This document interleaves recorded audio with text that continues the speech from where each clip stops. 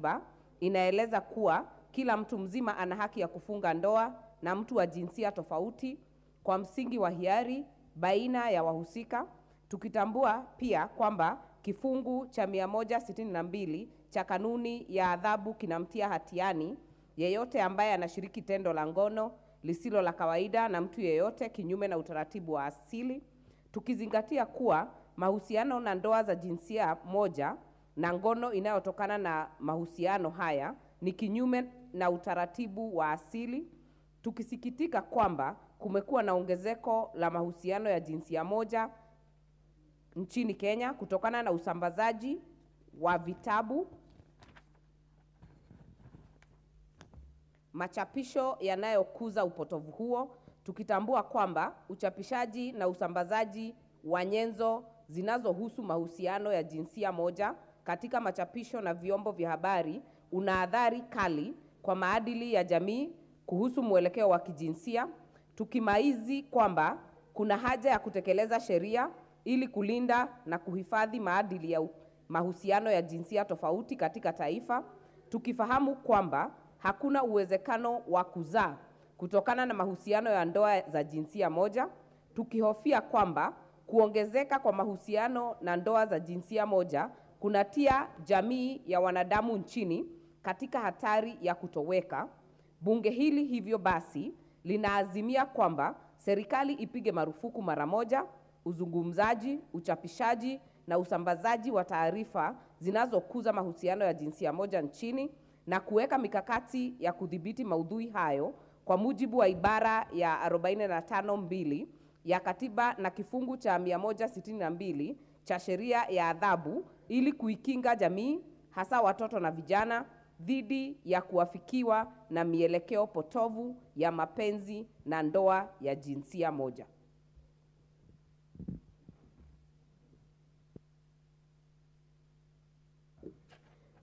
Kabla tuanzie mjadala, nataka kutumia wakati huu kuweza kuwatambua watoto wetu ambao wako kwenye ukumbi wa umma, watoto kutoka shule ya upili ya wasichana ya Mwasere kule Mwatate, kaunti ya Taita Taveta.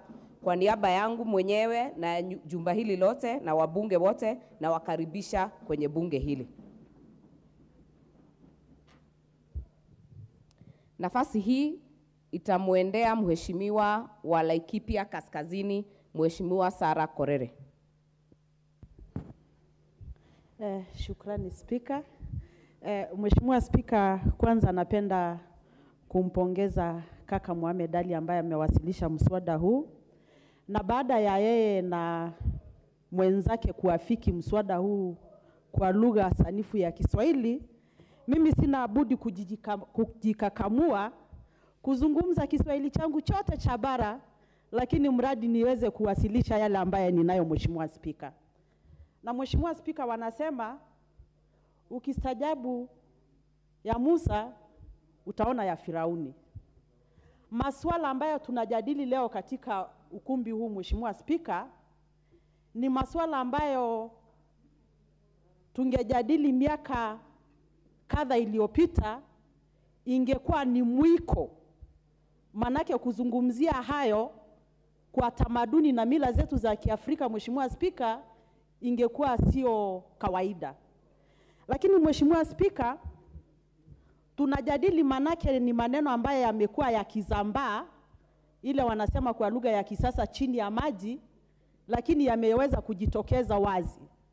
Mheshimiwa Spika, yakajitokeza wazi kwa njia moja ya kutatanisha sana, kwamba koti ya upeo imeweza kutoa maamuzi kwamba yale makundi ya mashoga na wasagaji yaweze kutambulika katika nchi yetu ya Kenya.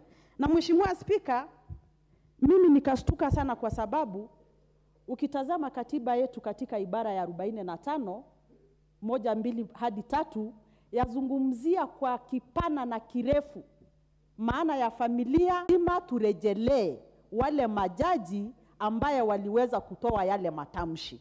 Manake Mheshimiwa Spika, swala ambalo unajiuliza ni kwamba hawa majaji walizungumza wakiongozwa na nini haswa kama wanahalalisha jambo ambalo limepigwa marufuku na katiba ya Kenya. Na Mheshimiwa Spika, mojawapo ya sababu ya bunge hili kupiga msasa ya wale watu ambaye wanaidhinishwa kuwa majaji wakuu ama hata kuketi katika kuwa waangalifu, tutapata kwamba labda kuna mashoga na wasagaji wameketi katika koti ya upeo, na ndiposa wakaweza kutoa maamuzi ya kutatanisha kama yale tunaona, Mheshimiwa Spika. Na Mheshimiwa Spika, unajua Kenya ni nchi ambayo inaongozwa na katiba ya Kenya, na pia ni nchi ambayo iko na kimsingi wa dini haswa ya Kikristo na Kiislamu na Kihindi, ambazo zote zimepiga marufuku tabia kama zile, Mheshimiwa Spika. Kwa hivyo Mheshimiwa Spika, ni maajabu sana kwamba Mwenyezi Mungu akamuumba binadamu kwa njia ambaye yeye pekee ilimpendeza, na akaweka matundu tofauti tofauti katika sehemu tofauti ya mwili. Kuna tundu katika masikio na iko na kazi yake ya kusikia. Kuna tundu katika mdomo, kazi yake ni kuingiza lishe katika mwili. Alafu matundu mengine ya kuondoa uchafu katika mwili, wengine wataka kuigeuza ikawa ya maana zingine. Mheshimiwa Spika, nafikiri hayo ni makubwa sana. Ni makubwa sana. Lakini Mheshimiwa Spika, shakutisha mno ni kwamba sasa wale wakoloni ambao walikuja kwetu sisi kutuonesha kila kitu ambaye inaambatana na mila zetu ni mbaya, kila kitu ambaye ni nyeusi ni mbaya. Hata wamemleta shetani kwa zile filamu zao kwamba ni mweusi, na mimi nikashindwa labda shetani alikuwa mweupe pepepe, hatujui. Lakini Mheshimiwa Spika, tuendelea kutiwa kasumba ya kuchukia kila kitu ambaye ni kizuri na kununua zile ambaye ni vibaya. Na sasa Mheshimiwa Spika, wameshukua hatua nyingine kwamba sasa miswada inakuwa ni sharti mfanye hii ndio tutoe misaada fulani. Na mimi nataka kusema, Wakenya wenzangu, wabunge wenzangu, afadhali tuwe maskini jeuri, afadhali tufe njaa, manake Mwenyezi Mungu hakutuumba tufe njaa. Afadhali tufe na shida zetu zile zingine zote, lakini tusije tukaambiwa hapa na mbeberu kwamba tuweze kupitisha miswada, tuweze kukubali maneno ya ushoga na usagaji ili waweze kutupa misaada. Afadhali zile misaada zao ikae, manake mimi naviona Mheshimiwa Spika, unajua wanasemanga malipo ya kila kitu ni hapa duniani. Wale wabeberu waliweza kututawala miaka za awali, na ukienda kwao sasa hivi hali si hali tena. Hawa jamaa hawazai, hata wakiona bibi na mke hawataki watoto, wanajibeba vijipaka na vijiumbwa katika magari. Wengine wanaona mabibi na mabibi wenzao, wengine wanaona wanaume na wanaume wenzao. Mimi naona kama labda ni mpango ya Mwenyezi Mungu, hivi karibuni atatupa sisi kama Waafrika urithi wa dunia hii mzima. Manake iwapo hawa jamaa hawatazaa, sisi tutawarithi tu, na naomba Mungu iwe ni kwa miaka ile ambayo bado tutakuwa tunaishi, Mheshimiwa Spika. Kwa hivyo mimi nataka kusema, napounga mswada ambayo umewasilishwa na Mheshimiwa Mohamed Ali mkono, inahitajika kupiga marufuku chochote kile ambaye kitaonekana kushabikia tabia hii potovu, tabia hii ambaye hata Mwenyezi Mungu hakubaliani nayo. Na mimi nikiangalia tu kwa taratibu, naona hata shetani mwenyewe hawezi kubaliana na tabia kama hizi. Kwa hivyo Mheshimiwa Spika, naomba nyumba hii, wabunge wenzangu, tufanye vyovyote vile kadri na uwezo wetu, manake Mwenyezi Mungu alituteua akatupa sauti ya kuzungumza kwa sababu ya wale watu wetu ambayo hawawezi fika katika ukumbi huu, tuweze kuokoa vizazi vyetu, tuweze kuokoa watoto wetu, na tuweze kulinda familia ambayo katika ibara ya 45 tumeambiwa katiba ya Kenya inatambua familia na inalinda familia. Kwa hivyo ni sharti tushabikie ulindaji wa familia kama msingi wa jamii. Naomba kukomea hapo Mheshimiwa Spika, na naunga mkono mswada aliowasilisha Mheshimiwa Mohamed Ali. Asante Mheshimiwa Sara Korere kutoka Laikipia Kaskazini. Na labda kama tunavyoendelea tukumbuke kwamba pia tunatawaliwa pia na sheria zetu, kanuni za kudumu zetu 87. Hata ingawa ukubaliani na maneno yaliyosemwa na mwingine, hairuhusiwi kudhalilisha mwenendo binafsi wa rais, spika, jaji ama mtu yeyote anayetekeleza majukumu ya kimahakama. Ni vizuri pia tuweke hiyo kwa michango yetu na tuweze kufuata sheria ilivyo. Nataka nimpe sasa wakati huu Mheshimiwa wa Kinango, Mheshimiwa Gonzi Rai.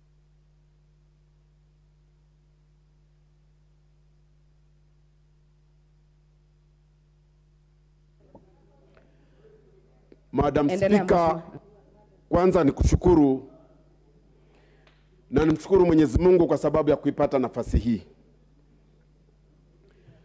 Tunasema kwa jina la Mwenyezi Mungu mwenye kuneemesha neema kubwa kubwa na neema ndogo ndogo, ametupa uwezo kuweza kuingia katika jumba hili ili kujadili maovu na mazuri katika bunge hili, ili kuhakikisha kwamba tunawaweka wananchi wetu mahali panapostahili.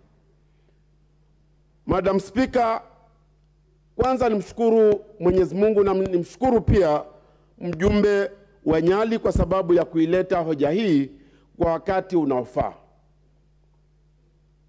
Mwanadamu anapoishi katika ulimwengu amekumbana na mambo mingi.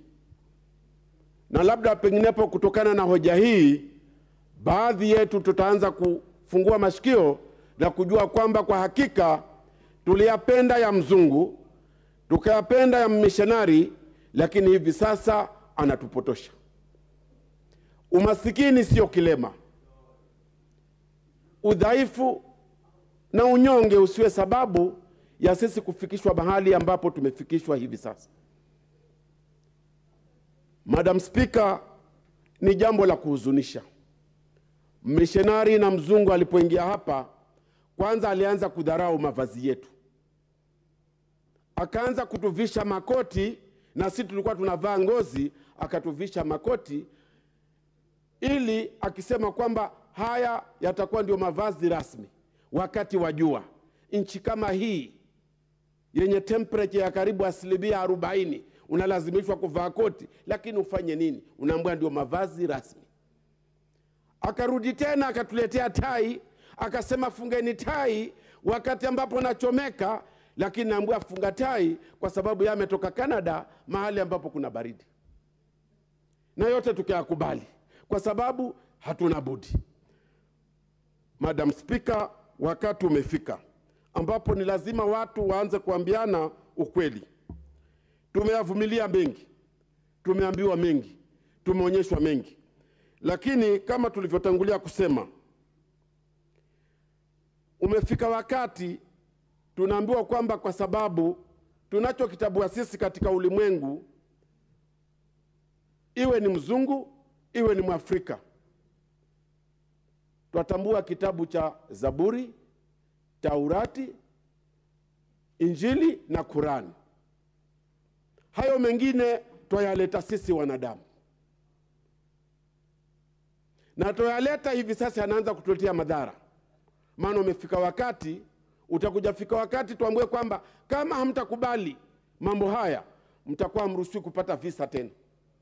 Sasa wapewa visa kwa sababu umekubali kuwa shoga, kuwa msagaji, ndio wapewa visa, ili ukifika kule uchakula cha binadamu mwingine. Lakini hayo yote tunaambiwa kwamba tuwe na uvumilivu. Walipoanza kutubadilisha kikweli kweli, walifika mahali wakatuletea nywele bandia, na hivi sasa zimebadilisha sura za mabibi zetu. Tumezikubali na tunajua kwamba kila mwanadamu ana nywele, lakini huruhusiwi kuzikwa na hizo nywele ambazo ni za bandia. Huruhusiwi.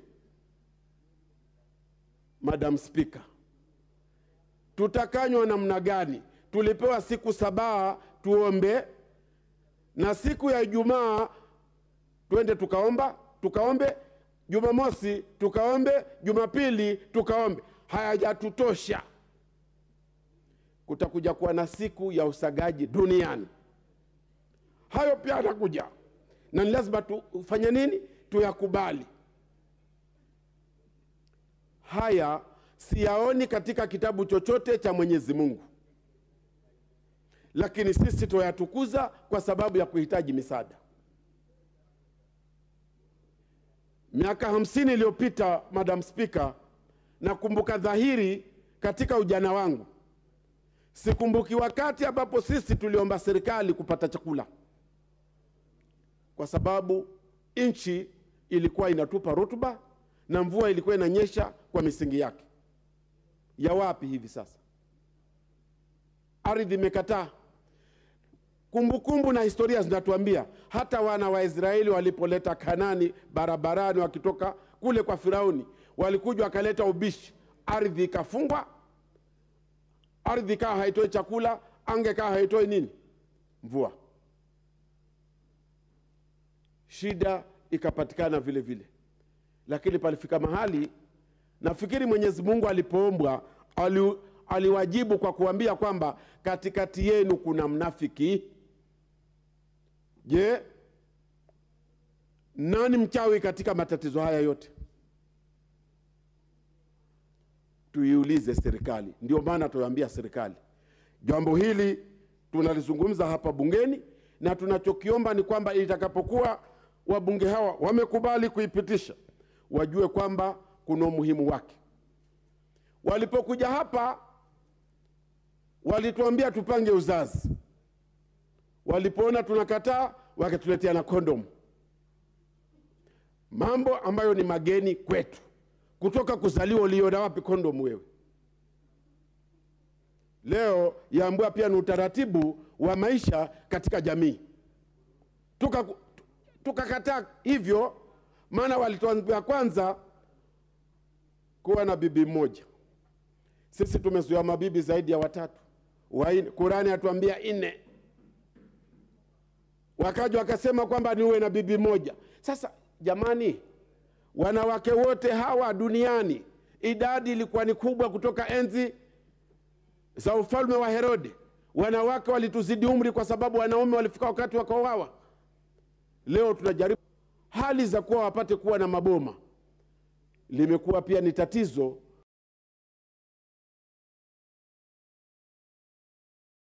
Kwamba ni lazima hayo yote bali shingo pande, lakini kawa hatuna budi.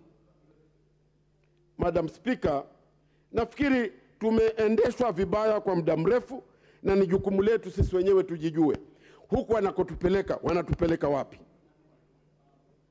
Ndio maana niombe Madam Speaker kwamba wakati umefika tuanze kujifanyia maamuzi sisi wenyewe kwamba hili hatulitaki, hili hatulitaki, kwa sababu ilipoingia hili swala la mashoga na wasagaji kwamba wapate kutambuliwa, basi sijui kama mwanadamu alikuwa ameingia usingizi gani mpaka tukafika kiwango kwamba ni lazima iwe hivyo. Lakini yote tukasema pia ni wakati na yataisha. Naomba Madam Speaker, tujaribu kurudi kwa vitabu vya Mwenyezi Mungu, tukautafute pale ukweli ulipo, ili tukapate kujijua na kujua kwamba tunaelekea wapi katika haya yote tunayoyafanya, ili tusije tukapotoka na tukaileta Sodoma na Gomora kabla ulimwengu haujamalizika. Ni kweli, lakini chanzo cha mambo haya yote, hata katiba yetu pia ilikwenda ikafika mahali ikakataa mambo haya. Lakini angalia vile binadamu wanavyotumia njia za mikato na kuhakikisha kwamba yote haya ni si kitu tunaweza tukafanya mabadiliko vile vile kinyume na vile sheria inavyotakikana. Madam Speaker, nafikiri wakati wa kuambizana ukweli, ili tujue kwamba wakati tunapojadili swala kama hili tuikumbuke sana kombo tunayokwenda sisi. Manake haya yote hakuna malaika aliyetoka mbinguni kuja kutuambia kwamba Mwenyezi Mungu ameanza kuamrisha kwamba tufanye haya, lakini tunayafanya, na yote tunajua kwamba tunamkosea Mungu. Kwa hivyo mimi ninashukuru na kulaani vikali kwamba jambo hili hata kabla halijafika kiwango cha kwamba penginepo liwe ni kwamba ni sheria katika nchi hii, sisi tulilaani na sisi viongozi tulilaani. Maana la muhimu na la msingi, jiulize Madam Speaker, umerudi nyumbani, ukifika mtoto wako wa kiume akwambia tarehe 30 Machi naolewa na mume mwenzangu, waalika wabunge wenzako, harusi ya mtoto wako wa kiume anaolewa na mwanamume mwenzake, walisikiaje hilo? Utawaambia nini hawa? Madam Speaker, najua muda unakwenda, lakini mambo mengine tukitoka kule nje tutaendelea kupiga kelele na kuzungumza ili tukapate kuepukana na huu uchafu na Asante mbunge wa Kinango. Tunampea nafasi hii Daktari James Nyikal, mbunge wa Seme.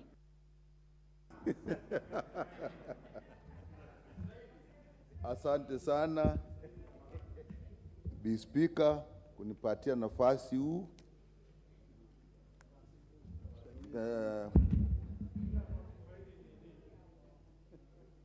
Hii si mambo ya Swahili, si mtihani. Hii ni kusema maoni yetu, vile tunafikiria haya mambo makubwa tunayo hapa Kenya. Wachana na Swahili sanifu, sikiza tu ninayosema ni nini. Hiyo ndio muhimu.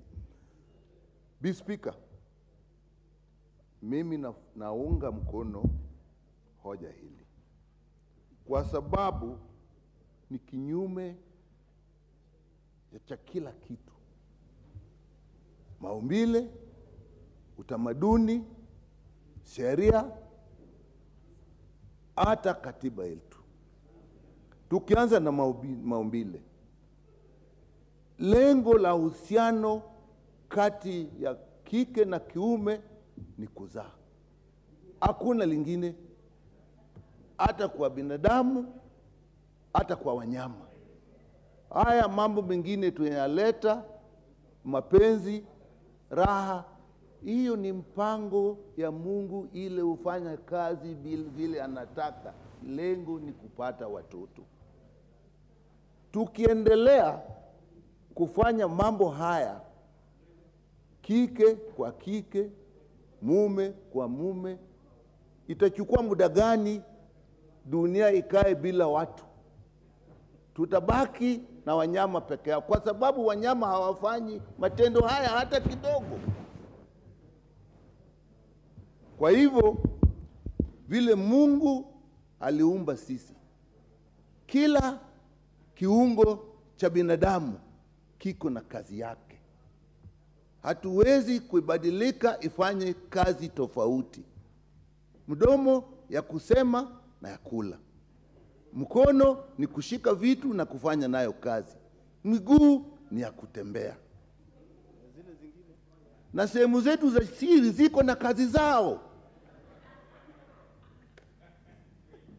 Ya kike ni kuchukua mbegu na baadaye kutoa mtoto, iko kazi nyingine. Ya kiume ni kupanda mbegu na pia kutoa maji ya machafu ya makojo, iko ingine. Na hata ukiangalia matiti, wanaume wanaweza kutamani matiti, lakini kazi ya matiti ni ya mtoto kunyonya. Hiyo ingine unaongeza ni hiyo. Mungu alifanya hapo trick kidogo, upende hiyo, upende ile, lakini kile kazi anataka ifanywe, mtoto atoke apate ulishaji akue. Ukiona matako ni makubwa, haya unatamani, lakini inamaanisha nini kwa kiumbe? Kama matako ni makubwa, yale sehemu za kupitia watoto si pia inakuwa kubwa, na mtoto anapita bila shida. Kila siku kuna sema wamama wanakufa wakati wanazaa. Hapo ikiwa kidogo inakuwa mtoto hawezi kutoka, mama atakufa. Kwa hivyo ikiwa ni kubwa ni sawa. Kama unatamani, hiyo ni plani ya Mungu, utamani kile kitu itafanya mama azae vizuri. Ukipanda mbegu lazima utamani ile njia itapitia. Sasa tunaleta maneno mingi, hata wanyama waleti hiyo. Kwa hivyo tufuate vile Mungu alituumba. Hata moyo wa binadamu ni kupiga damu, kuzungusha mwili yote. Uwezi kubadilisha ifanya kazi ingine.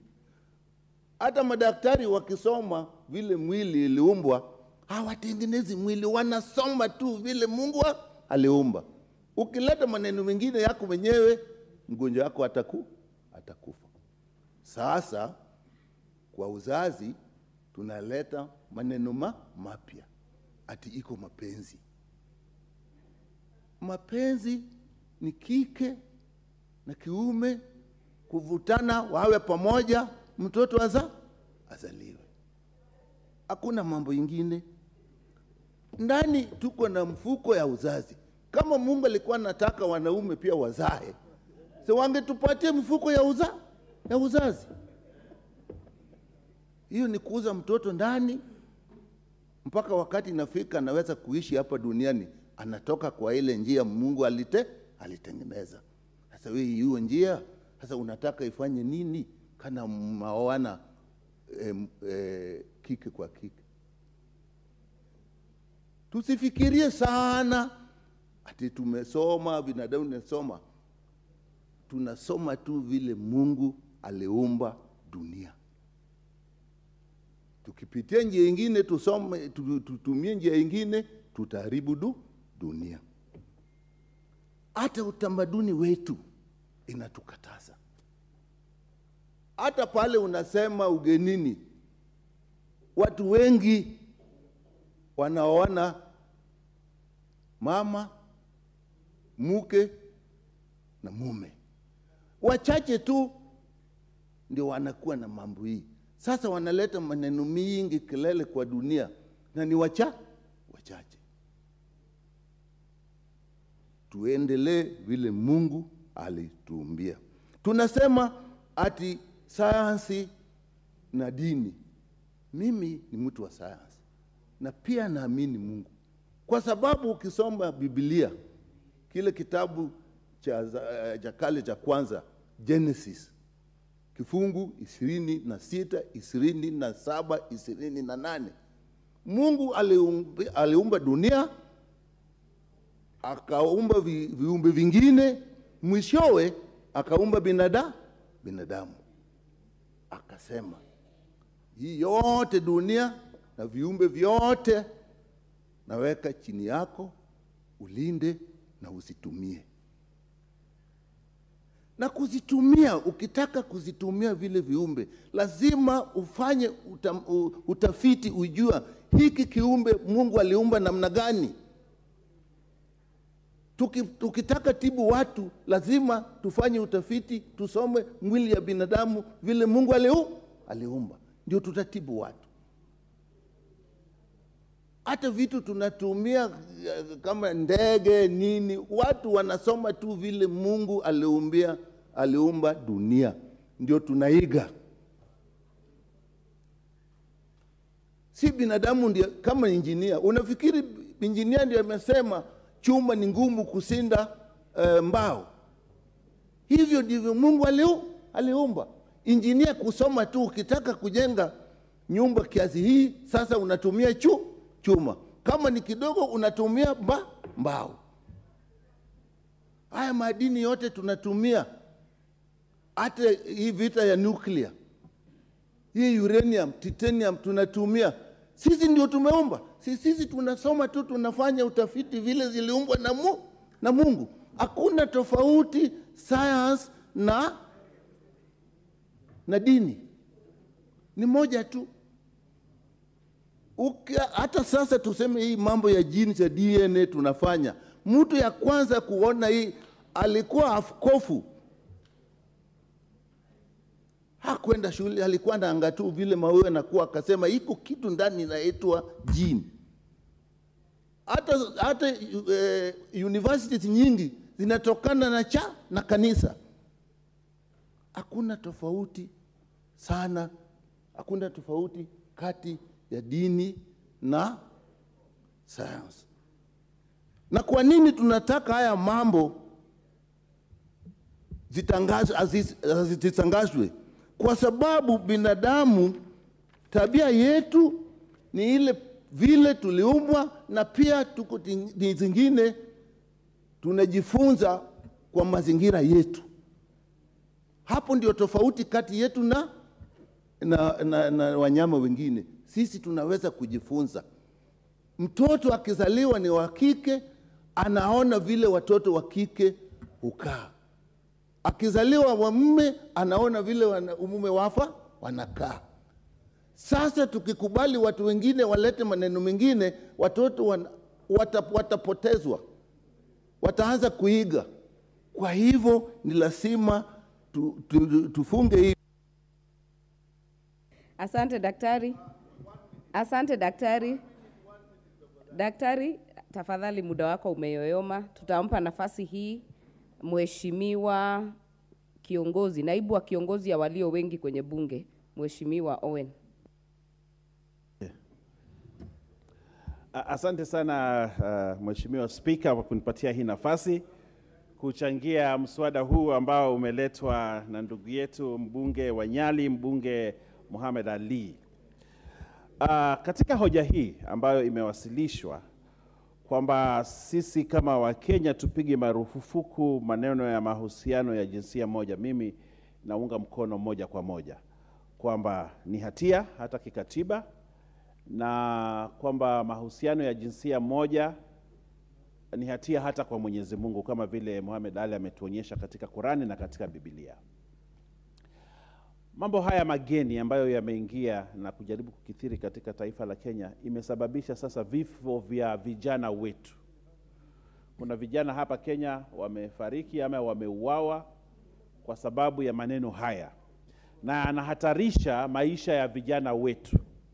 Na mimi nasema kama kiongozi na kama mbunge wa Kilifi kwamba haya maneno lazima tuyaharamishe. Lakini mimi kuna jambo moja ambalo katika huu mswada ambalo lazima tuliangalie. Manake hii Jamhuri ya Kenya ni jamhuri ambayo inaongozwa na katiba. Na ukiangalia maandishi ya huyu bwana ambaye mbunge ama kiongozi ambaye amechapisha huu mswada, anasema kwamba tupige marufuku uzungumziaji, uchapishaji na usambazaji.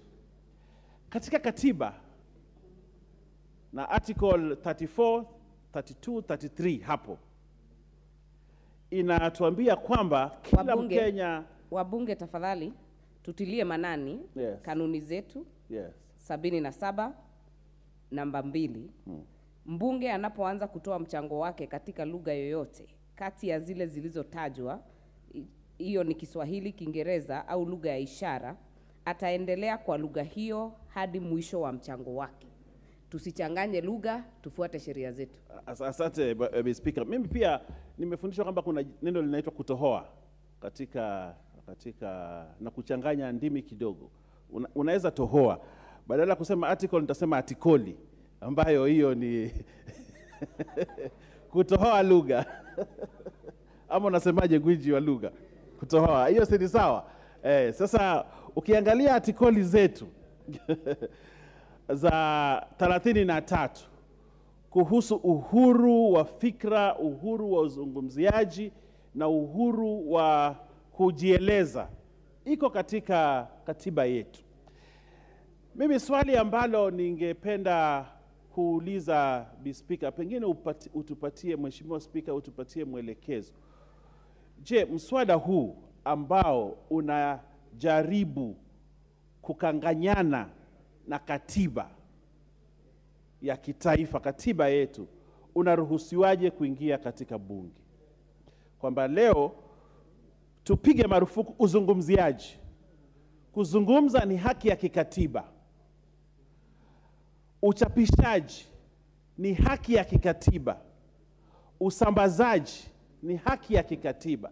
Ijapokuwa katiba inasema kwamba hata tukifanya hivi lazima tuzingatie mambo mengine, maadili ya kitaifa. Sawa kabisa. Lakini kuna haki ya kikatiba ya kuzungumzia, ni haki ya kikatiba. Hawezi leta mswada ndani ya bunge hili kukanganya uhuru wa kikatiba. Ijapokuwa mahusiano ya jinsia moja yanaharamishwa katika katiba. Na mswada kama huu ukija, mimi nimesema naunga mkono huu mswada moja kwa moja.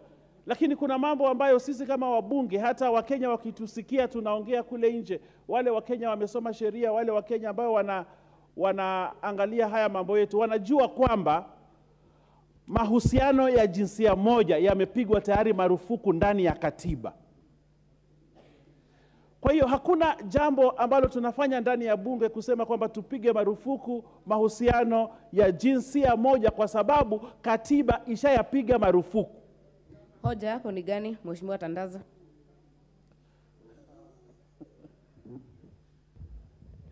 Asante Bi Speaker. Ningetaka kujua kama ni sawa kwa naibu walio wengi kusema kwamba kwa sababu katiba ina uhuru wa kuzungumza na kuzungumza lolote, basi mtu anaweza kuanza kusambaza kwamba labda watu waanze kukatana vichwa na iwe ni halali kwa sababu katiba inasema mtu anaweza kuzungumza lolote. Asante. Mimi nataka nijibu hiyo. Banyali. Mimi Hoja ya nidhamu. Shukran sana Mheshimiwa Speaker. Naibu kiongozi wa wengi ameweza kusema katiba inapatia watu uhuru wa kuzungumza. Lakini ni sharti arudi katika hiyo katiba. Hiyo katiba haija kupatia uhuru wa kuzungumzia ushoga na usagaji.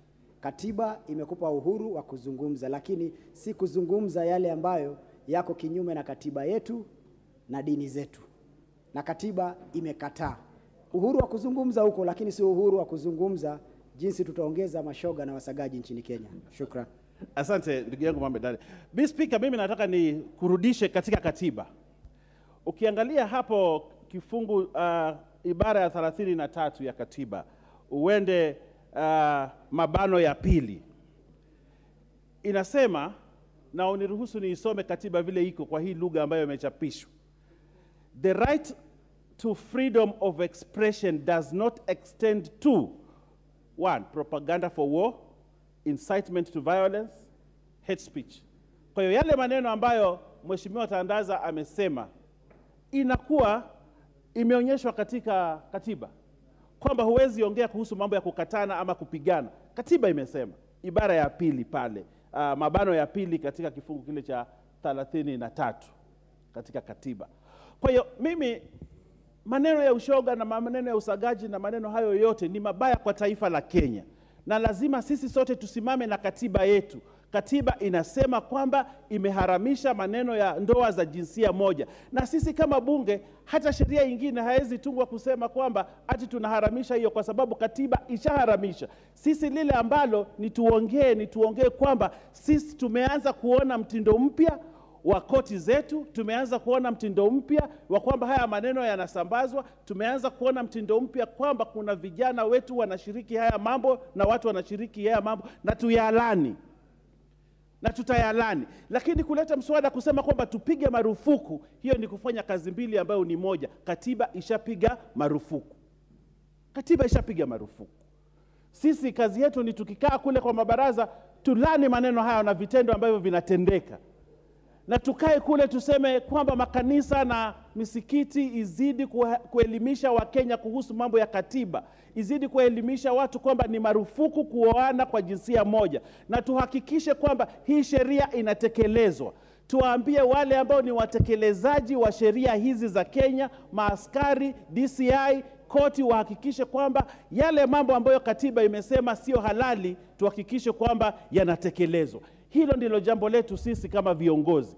Lakini kurudi tena sisi hapa tena ambao tulipitisha hii katiba, sasa tuseme kwamba tufanye marufuku maneno ya mahusiano. Katiba ishasema. Na katika sheria hii ya katiba yetu imesema kwamba hatuwezi sisi kama bunge kupiga marufuku uhuru wa uzungumziaji. Mheshimiwa Gikaria wa Nakuru Mashariki, hoja ya nidhamu ni gani? Speaker, mnenaji ambaye ni mdogo wa walio wengi katika bungeni anatuambia kwamba katiba imepiga marufuku, na ninakubali. Lakini pia lazima aelewe ya kwamba katiba inatoa ile kupiga marufuku.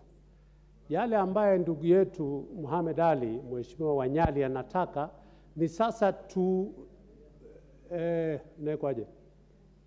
kupiga stamp kwa, yani kuweka sasa kipengee katika sheria ya kusema ukifanya ushoga ama ukifanya usagaji ni nini, ushoga ni nini, alafu inatoa faini. Hiyo ndio ambaye penye ndugu yangu Mohamed Ali.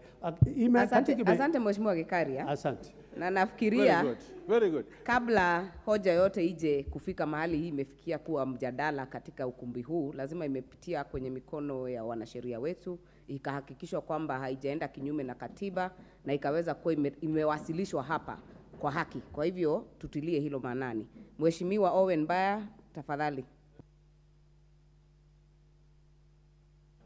Asante sana Bi Speaker. Mimi ningefurahia kwamba Mheshimiwa Mohamed Ali angetuletea vipengee vya penal code, avibadilishe, aweke faini iliyo kubwa zaidi, aweke kifungo kilicho kubwa zaidi kwa wale watu ambao wanahusika na maneno haya, na tuweke mkazo kwamba kama vile Mheshimiwa Gikaria amesema, ambayo haiko katika hii hoja, kwamba lazima tubadilishe penal code. Tuseme kwamba watu ambao wanashiriki katika hizi ngono za jinsia moja wapigwe faini kubwa, na hata tuseme kama ile sheria haionyeshi wafungwe miaka mingapi, tuseme mtu anashiriki hata anyongwe kwa sababu anafanya haya maneno. Hiyo ndio ambayo itafaidi ile inaitwa kwa Kiingereza to give effect to an article.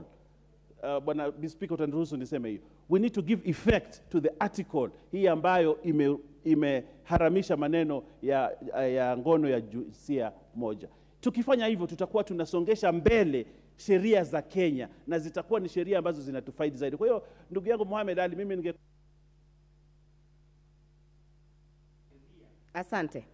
Asante Mheshimiwa Owen Baya. Nafasi hii itamuendea Mheshimiwa wa Kitui Kusini, Mheshimiwa Rachel Nyamai.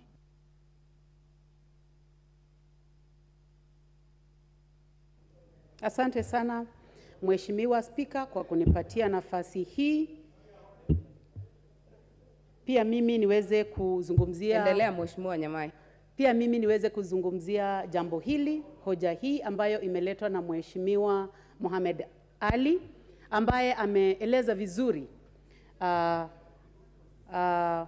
madhara ya mambo ya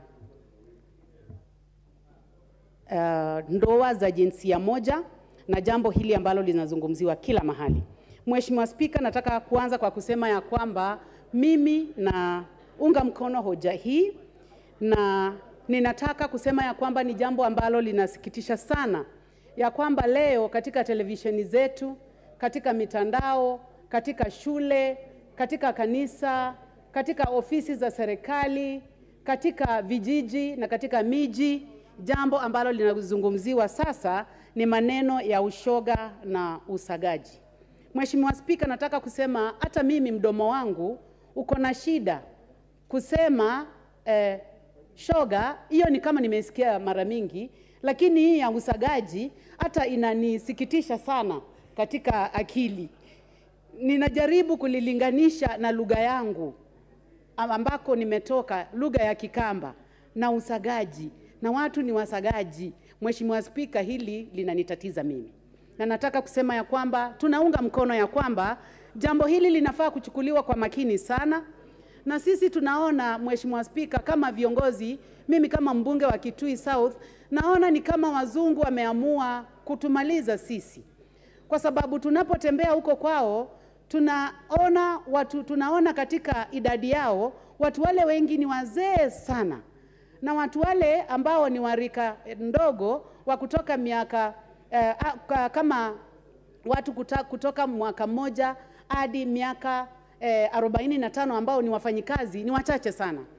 Sisi tunaona ni kama wanatuonea wivu, ni kama wanataka pia sisi katika nchi za Kiafrika na Kiarabu pia sisi tuwe hatuna watoto ambao watatuzalia wajukuu. Mheshimiwa Spika, najua ya kwamba pia wewe siku moja utataka kuwa na wajukuu. Hata mimi siku moja nitataka kuwa na wajukuu, nione vile wanavyokaa na vile mtu anasikia akiwa na wajukuu. Na kwa sababu watoto wetu wakiamka kila asubuhi na kila jioni, maneno anayoambiwa ni maneno ya ndoa za jinsia moja, vile ambavyo ziko nzuri, vile ambavyo kuna pesa, vile ambavyo kwa wazungu kuna pesa, ni jambo la kusikitisha.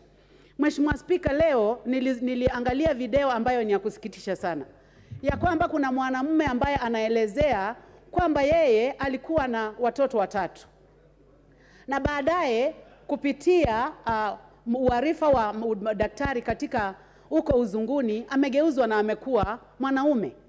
Na anasema ya kwamba wakati alipoanza kufanya jambo hili hakuna mtu alimwambia ya kwamba kuna madhara mabaya sana ya kugeuka kuwa mwanamume. Na anasema ya kwamba alipitia upewaji wa zile zinaitwa antibiotic raundi 17 na amefanya operation 7. Lakini wakati alipokuwa anaanza hakuna mtu alimwambia ya kwamba jambo hili ni jambo ngumu. Na saa hii ana regret, anajuta ni kwa nini alianza jambo hili. Mheshimiwa Spika, wakati wanatuambia maneno ya ushoga na usagaji, hakuna mtu anatuambia ya kwamba ukiingia hapo miaka 10 chini ya kufanya jambo hilo utakuwa unajiuliza kwa nini ulianza kufanya jambo hili. Kwa hivyo Mheshimiwa Spika, mimi ninasikitika sana ya kwamba koti yetu ya upeo ambayo inafaa kukatiza mambo na kuyanyamazisha kabisa ilipeana jambo hili, na umetuambia tunapozungumza tukue na hadhari, tusije tukazungumzia mkono mwingine ambao ni wa kiserikali ambao unafanya kazi yake. Lakini nasema ya kwamba hili ni jambo ambalo linafaa liangaliwe, na ninashukuru sana Mheshimiwa Kaluma amerudisha katika koti hiyo ndio jambo hili liweze kuangaliwa. Mheshimiwa Spika, jambo hili halifanyiki katika miji mikubwa peke yake. Hata kule mashinani ambalo jambo hili halikuwa linazungumziwa limeanza kuzungumziwa. Sana sana watu wakisikia ya kwamba kanisa za uzunguni na Marekani wameanza kualilisha, wanaanza kufikiria kwani jambo hili linaweza kuwa namna gani ambavyo pia dini inaizungumzia. Kwa hivyo Mheshimiwa Spika, mimi nataka kufikiria kama Mkristo ya kwamba Mungu vile aliona Sodoma na Gomora inamsumbua, aliharibu. Na aliharibu mapema sana katika kitabu cha Ufunuo. Hata hakungojea akuje kuharibu huku mwisho wa Biblia, alianza mapema. Kwa hivyo ni sisi viongozi wetu wa dini, viongozi wetu wa kiserikali, pia sisi katika bunge tujue ya kwamba hili ni jambo ambalo limekuja kuharibu nchi yetu, na tuliangalie kwa makini na tulikatae. Mheshimiwa Spika, mimi nimejitolea kuokota vitabu, na kwa sasa nimepata vitabu 3 ambavyo ni za hadithi, kihadithi tu, ambayo inafaa kusomwa na watoto wadogo. Na Mheshimiwa Spika, nina imani ya kwamba kuna vitabu vingi katika nchi yetu ya Kenya ambavyo vinaendeleza mambo ya ndoa ya jinsia moja ama vijana kugeuzwa wakuwe wasichana. Mheshimiwa Spika, hata siku hizi tumeanza kusikia vijana wakisema wanajisikia kama wao ni wasichana. Lakini Mheshimiwa Spika, jambo ya kushangaza ni kwamba ukiuliza huyu kijana, wewe ni mahali gani ambayo unasikia ni kama wewe ni msichana, ukimuuliza hivi hata yeye anachanganyikiwa. Hiyo inamaanisha hakuna mahali ambapo anasikia katika mwili yake ikimwambia yeye ni msichana. Lakini ni kwa sababu jambo limezungumziwa sana na limeingizwa katika kila mahali, na imekuwa ni kama lifestyle ama njia ya kuishi. Kwa hivyo Mheshimiwa Spika, mimi nataka kuunga jambo hili mkono, na niseme ya kwamba wabunge tusimame imara na tuwe wa kuhesabiwa. Na na tukatae maneno ya kuletewa mambo ya wanawake kuwa wanawake kwa sababu katika katiba yetu yamekatazwa, na tukatae maneno ya jambo hili kuingizwa katika shule zetu za msingi na shule za sekondari kwa njia ambayo imefichika sana, ikiitwa kusomesha watoto maneno ya health promotion. Mheshimiwa, kwa nikiwa nimefunga health promotion, kwa kweli sio health promotion Mheshimiwa Speaker. Inamaanisha ni kuzungumzia maneno ya usagaji na ushoga, ikiwa imefichwa katika kufundisha watoto maneno ya elimu ya afya. Kwa hivyo Mheshimiwa Speaker, mimi naunga mkono jambo hili kama mbunge wa Kitui South, na niambie wananchi wetu wajichagulie wao wenyewe, ndio sisi tuweze kukataa kuharibiwa familia zetu. Sisi tusiwe kama hao, kwa sababu hao wameshaharibu nchi zao. Hawana watoto, hawana awangojee vizazi vijavyo vizuri. Sisi tunangojea, na tusikubali kuwekwa katika mjadala huu wa mashoga na masagaji. Asante Mheshimiwa Speaker. Wasagaji. Asante Mheshimiwa Nyamai, kufunga ni kunukuu. Nataka nimpe nafasi hii mbunge wa akina mama wa Tharaka Nithi.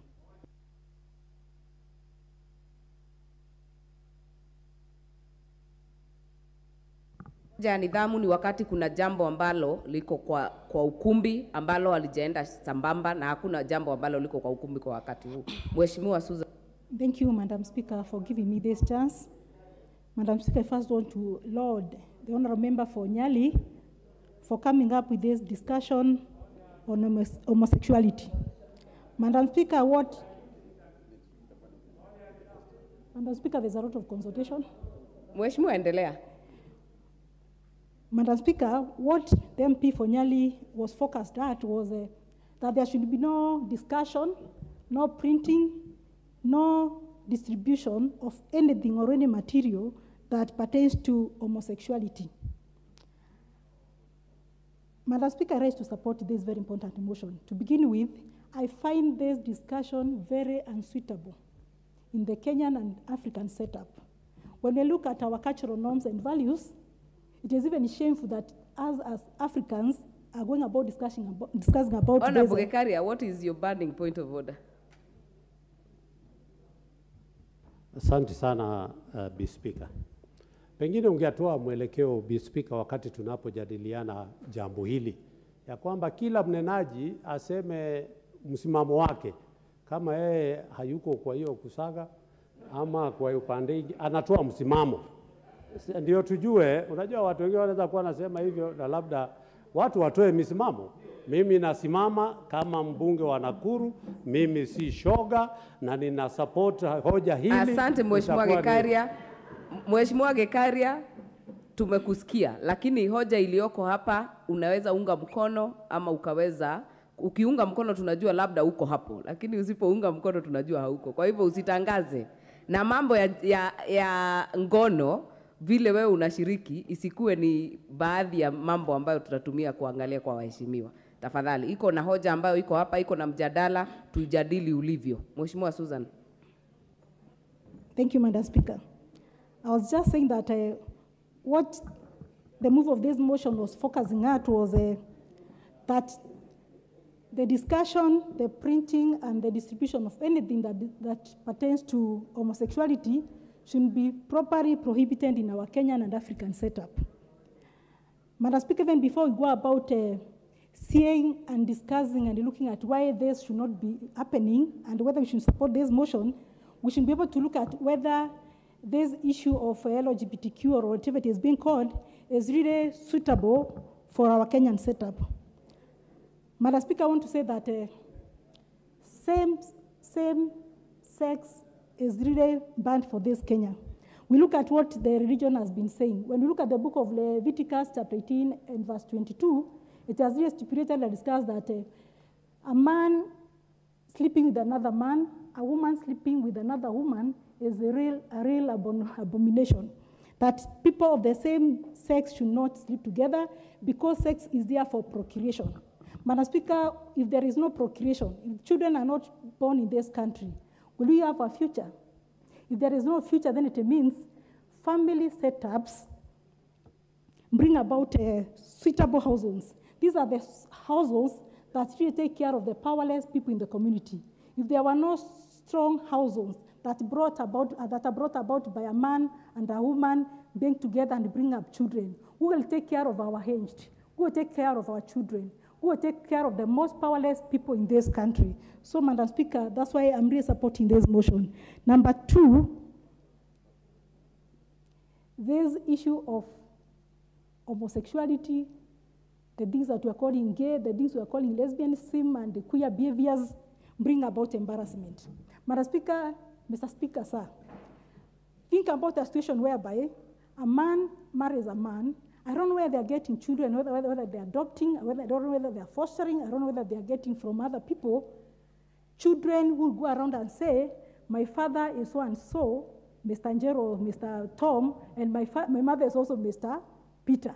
Children who do not know who their mother is. Look at the embarrassment that they'll be getting from the community, especially when they go to their schools and hear the children talking about their mothers and fathers. Look at children who are born by 2 women. How will they behave in this community? It is total embarrassment. It will really affect their growth and development. Mr. Speaker, sir, I want to say that to me, people sleeping together, a man and a woman, a man and a man, a woman and a woman, it is not even normal. To me, it is a mental disorder, it is a sexual deviation, it is a social disorder in this country, and I would want to say that those people that are sleeping together should first go to a mental health hospital, be checked, and be seen whether they are normal. They will come about and argue that it is very normal, it is biological, it is not normal. For that reason, I've also been watching people discuss this. Can you imagine as we go about discussing this, I've seen people go into school meetings, school compounds during rallies and during visiting days, and I remember stand in front of children and discuss Lgbtq. We are already trying to inform our children that this is happening, it is normal to discuss. Some have been saying that it is not good to discuss this or to stop the printing and discussion and the distribution of this material, but we cannot go about and say because the Constitution says that we are free to discuss anything, to dispute anything, and to print anything. We cannot print, discuss, and distribute something that the Constitution has already prohibited. For that reason, Mr. Speaker, sir, I really oppose this. It should be stopped. The discussion of this immorality should be stopped. Non-distribution, no printing, but it is silent in Kenya, and our children will never learn that there is such a thing that exists in this world. Thank you, Mr. Speaker, sir. Sana, nafasi hii tamwendea Bwana Dick Maungu kutoka Luanda.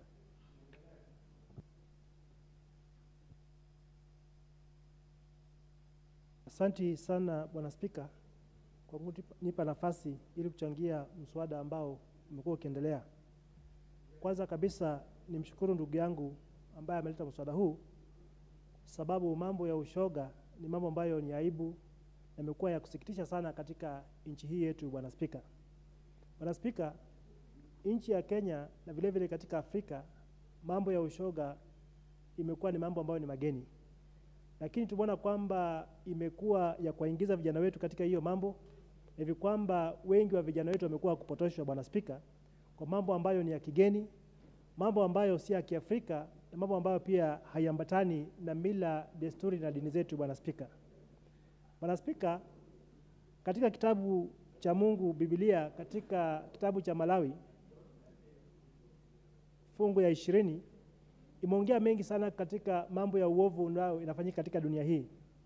Moja ya mambo yale, Bwana Spika, ni mambo kuhusu ushoga ambao kwa sasa imekuwa imeongelewa sana na imekuwa imekithiri sana katika nchi yetu. Bwana Spika, mimi nasimama ili kupinga na kusema kwamba ushoga hauna nafasi katika nchi yetu. Bwana Spika, ni vigumu kuona kwamba mwanamume anaweza akafanya ndoa na mwanamume mwenzake, ama mwanamke uweza akafanya ndoa na mwanamke mwenzake. Bwana Spika, haya ni mambo ambayo ni mageni kwetu, mambo ambayo kwa kweli hayaleti furaha, mambo ambayo kwa kweli yanaleta aibu na huzuni katika taifa letu. Bwana Spika, kuna watoto wengi ambao wanazidi kuzaliwa, wengi ambao wangali vijana. Sijui ni taswira ipi ambayo tuwafunza ama kuwapa hawa watoto kusema kwamba mambo ya jinsia moja yanaweza kuongelewa na mambo ya jinsia moja, Bwana Spika, yanaweza kubaliwa katika nchi yetu hii ya Kenya, Bwana Spika. Kuna mhubiri mmoja na mwandishi wa vitabu vingi kwa jina Miles Munro ambaye alilala hivi karibuni, Bwana Spika. Aliandika vitabu vingi sana kuhusu mambo ya maadili, mambo ya heshima ama maadili mazuri katika maisha ya mwanadamu. Na katika kitabu kimoja, Bwana Spika, aliongea kuhusu mambo ya ushoga, na akawa anasema kwamba ushoga ni jambo ambalo ni geni. Ushoga ni jambo ambalo si jambo ambalo ni nzuri. Ni jambo la aibu, Bwana Spika. Ni jambo ambalo kwa muda mwingi umekuwa ukiongoza kule nyuma, lakini sasa imekuwekwa mbele. Bwana Spika anasema kusema kwamba ushoga haukubaliki na ushoga ustahili kukubaliwa katika nchi yetu, Bwana Spika. Bwana Spika, tunaona kwamba hivi karibuni katika media tofauti tofauti, Bwana Spika, tumeona kwamba kuna vikundi vingi vya vijana wameingia katika haya mambo, na hivi kwamba tumeweza kuwapoteza wengi, Bwana Spika, tokana na vifo ambazo hazikuwa zinatarajiwa, Bwana Spika. Mungu alipoumba mwanadamu na akasema kwamba huyu mwanadamu anakaa sawa kwa mwanamume, huyu mwanadamu anakaa sawa kwa mwanamke, hakuona kwamba itakuwa ni vema mwanamume aweze kuwa na uhusiano na mwanamume mwenzake, Bwana Spika. Diposa katika maandiko tunaona kwamba kulikuwa na mji uliitwa Sodom na Gomora. Ilifika wakati uovu ulikithiri, uovu kao umejaa sana pale, Bwana Spika, akaona kwamba ni vema abomoe, ni vema aharibu, ni vema aangalie kwamba ameangamisha mji ule kwa sababu ya ushoga, Bwana Spika. Sisi kama viongozi, nami kama kiongozi, Bwana Spika, siwezi kubali kwamba nchi yetu ikuwe katika imewekwa katika nchi ambayo ina ushoga ama nchi ambayo ina maovu ambayo alimfanya Mungu katika nyakati zile akaharibu Sodoma na Gomora. Itakuwa ni aibu, itakuwa ni jambo la kusikitiza, Bwana Spika, kuona kwamba nchi yetu imewekwa moja ya zile ambazo zina practice ushoga, Bwana Spika. Nashukuru kuona kwamba wenzetu katika nchi za Afrika, iwepo Uganda, iwepo Tanzania, iwepo Rwanda, ambao wamekataa. Naomba kwamba pia sisi kama Kenya tuwe mstari wa mbele. Japo kwamba katiba inasema kwamba ni vibaya, lakini kuona kwamba mahakama iliwakubali hawa wangwana waunde vikundi tofauti, Bwana Spika, ni jambo ambalo ni la kukera, jambo ambalo ni la kusitisha, na jambo ambalo, Bwana Spika, haileti furaha katika maisha yetu, Bwana Spika. Basi naungana na wenzangu siku hii ya leo kusema kwamba ushoga hauna nafasi. Ushoga ni jambo ambalo ni la kinyuma sana, na jambo ambalo, Bwana Spika, hatuwezi kuliunga mkono. Kwa hivyo nasimama kusema kwamba mimi naungana na wenzangu kusema kwamba tumekataa ushoga usije ukaendelea katika nchi hii, Bwana Spika. Asante sana. Member for Naivasha.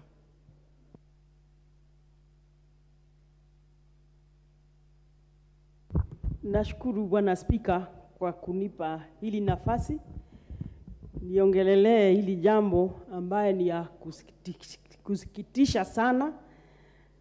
Kama nchi ama dunia tumefika mahali ya kuongea mambo ya ushoga na usagaji, tunaweza sema vile Biblia inasema wakati wa mwisho tutasikia maajabu, labda dunia inaendelea kuisha.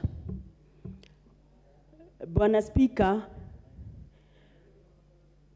marehemu Moi, na Mungu amlaze pema peponi, alisema, alikuwa anatuambia kila wakati wazungu hawatupendi. Inakaa hatukutilia hii manani hiyo maneno, lakini kusema kweli hawatupendi. Wazungu walituweka kwa ukoloni miaka hiyo yote. Walipoenda, Bwana Spika, sisi tunafikiria hawana mambo ya kulipisha kisasi. Lakini inaonekana sasa ni kisasi, juu kila Disemba 12 tunasema tunaenda kushangilia vile tulifukuza wazungu. Lakini inaonekana sasa wamekuja na ukoloni mambo leo kwa kumaliza sisi na watoto wetu. Bwana Spika, walipoenda hawakuacha kama Afrika watu wamesoma.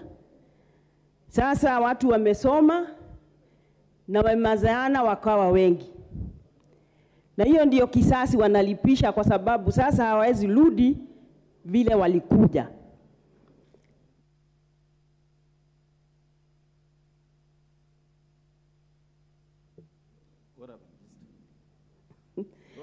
Bwana Spika, hili jambo si ya utu, ni kama wanyama. Na sasa kama sisi wazazi ambaye tunataka wajukuu, tukiambiwa vijana waoe vijana, wasichana waoe wasichana, hiyo ni kumaanisha uzalishaji ama uzaaji umekwisha. Kila tundu vile tumeambiwa, Mungu aliweka mahali iko kwa wakati yake. Sasa inaonekana ana kufanya kazi yake. Sasa inaonekana hata kwa shule tutaanza kufundisha watoto ya kwamba hii tundu ni ya kazi hii, hii tundu ni ya kazi hii, kwa sababu wameletewa mambo ambaye haieleweki. Ndio mwambie kijana huko, hiyo tundu ya nyuma ni ya kunya na kunyamba, usiambiwe ni ya kitu ingine na yeyote. Na ukisikia mtu anakuambia hivyo, ujue lazima hiyo upige ripoti, kwa sababu unaanza kufundishwa mambo mabaya. Siku hizi wazazi tukisikia kuna harusi ya kijana na msichana tunafurahia sana. Hawa wanasema wanaume waone wanaume, sijui wanataka wasichana wale wanataka mabwana watoe wapi. Hili ni jambo ambalo lazima lizungumziwe, na nikimshukuru mheshimiwa kusema kweli, mambo mengi tulikuwa tunaona ni haya hata kusema ushoga uliona kama ni kitu hautakiwi kusema kabisa. Usagaji kwanza nimesikia leo, sikujua hiyo ni kitu gani. Tunasema tu ni lesbian, lakini haukujua kwa Kiswahili. Kwa hivyo hata Kiswahili tunajifundisha hapa. Tuseme hivi, kama wazungu wanataka kutusaidia ama kutupatia fedha ya maendeleo, safari ya kwenda sio hii ya kwamba lazima tukubali hii mambo ya kuoana watu wa jinsia moja. Familia zitaisha,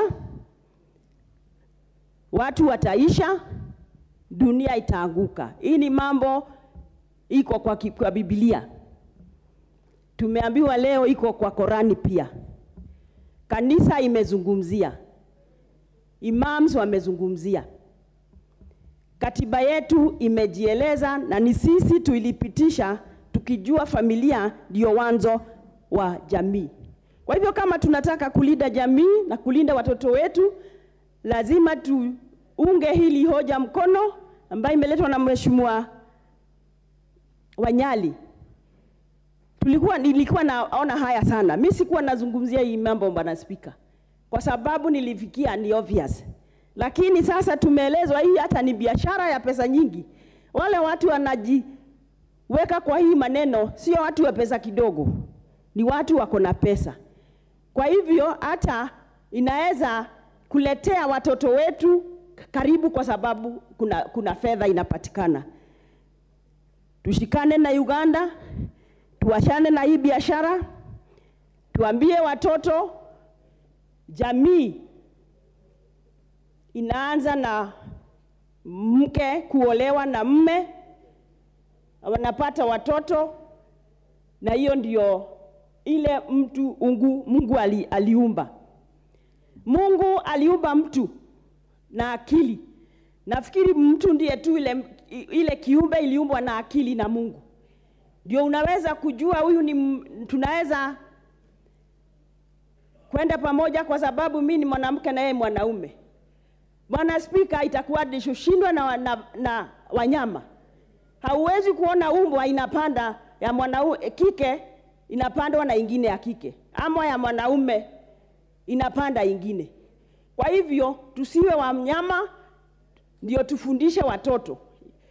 Hii dunia ina mambo, lazima na sisi tumewekwa wakati huu ndio tuzungumzie hii mambo, tuambie watu na tuambie watoto wetu, tuambie kila mtu ya kwamba hii ni mambo mbaya sana na tuunge hii hoja mkono. Asante sana. Member for Masinga.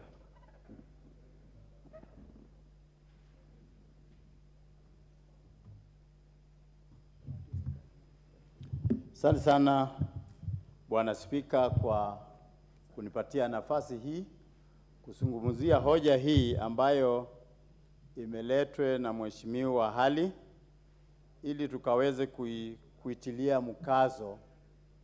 Hii ndio nilikuwa nimesimamisha mbunge wiki mbili tuweze kuikemea, na sasa imekuja vizuri na tunataka kuizungumzia kinanga ubanga. Jambo hili ni la kigeni, si la Kiafrika, na wewe huwezi kusahau mila ya kwako kwa sababu umesoma ama kwa sababu umeenda ng'ambo na umerudi tena. Hata ukienda wapi, nyumbani ndiyo nyumbani. Kwa hivyo nataka nisungumuzie, niseme kwamba tangu zamani, wakati wa maumbile, Mungu akiumba mwanadamu, haikuwa hivi. Na kwa hivyo inatakana tuende katika maumbili na tujiulize, Mungu alikusudia nini na alisemaje? Kwa sababu mambo haya ambayo inasemekana ni ya usakaji na ushoga, kwanza ni kitu gani unasaga? Kwa maana kitu usagwa na kingine, unasaga na nini? Hii ni mambo ambayo ni ya kigeni, hatuyaelewi. Hata Kiswahili yenyewe nafikiri imetafutwa kijuujuu kwa sababu haikuwako. Hili ni jambo ambayo wale ambao wamezungumza maneno hayo, sababu imechukuliwa kijuujuu, haijulikani mwanzo wake. Kwa sababu pale mwanzo, katika kitabu cha Mwanzo, mlango wa kwanza, mstari wa 26, inasema Mungu akasema, na tumuumbe mtu na mfano wetu. Tuumbe Mungu mtu na mfano wetu. Mstari wa 27 inasema, na Mungu akaumba mtu kwa mfano wake, kwa mfano wa Mungu aliumbwa, mwanamume na mwanamke. Hawa waliumbwa wakiwa ni watu wa jinsia tofauti, mwanamke na mwanaume. Na hapo chini anasema mstari wa 28, Mungu akawabariki. Kubarikiwa ni kuambiwa endelea vizuri. Kama vile baba ubariki mtoto wake, anazungumza maneno mazuri, anasema wewe utabarikiwa, utakuwa na mbuzi wengi, utakuwa na kondoo, utakuwa na mali nyingi, na hata shamba umebarikiwa. Umebarikiwa mjini, umebarikiwa nyumbani. Kwa hivyo akawabariki na akawaambia hivi, zaeni mukaongezee, mukajaze inji, mwanamke na mwanaume. Hawa ndio walibarikiwa na Mungu wa kuzaa. Hatuoni mahali popote mtu ambaye ana jinsia moja wakibarikiwa na Mungu. Hawa ni mwanamke na mwanaume waliobarikiwa. Wengine na maanisha ile tofauti ya kubarikiwa ni kulaaniwa. Kwa hivyo sasa hao wengine ambayo wanajaribu kuiga kuwa wanawake na wao ni wanaume wamelaaniwa. Hivyo ndio vinamaanisha. Kwa hivyo haiwezekani katika nchi yetu tuwe na watu ambao wanasema wanaoana. Na sisi kama wale tunaamini juu ya Biblia, tunasema kwamba jambo hili inatakana ikataswe kabisa na kuwekwe adhabu kali kabisa.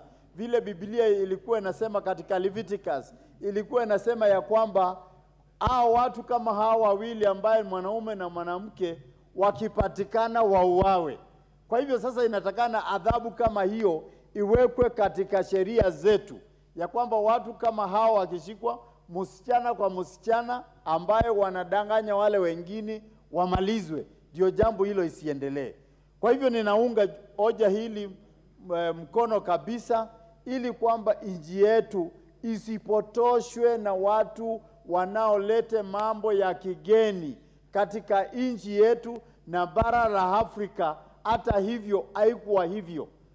Kila mara tulikuwa tunasoma ya kwamba mzee alioa bibi, hata kama alioa hakuoa mwanaume, alioa mwanamke hakuoa mwanaume mwingine. Kwa hivyo jambo hili tunaikataa kabisa. Kama mbunge tumesema hatuwezi kukubali mambo ambayo yanataka kuingia katika nchi yetu. Kwa hivyo tukiambia watoto wetu wajihadhari na watu wanongonezea wakiwazungumzia mambo hayo ya kuingizwa katika mambo ya kishetani kama hayo. Kwa hivyo sisi kama wazazi, sisi kama wambunge, sisi kama viongozi wa nchi hii, tunataka tuwe na nidhamu. Watoto wetu mashuleni wapewe nidhamu na waalimu nidhamu inaofaa, ili waendelee kubarikiwa, kuzaa, kuongezea nchi hii. Kwa sababu wakisema tuende kwa njia hiyo, hata kura tutakuwa tunatoa wapi? Hakutakuwa na watu wa kupiga kura.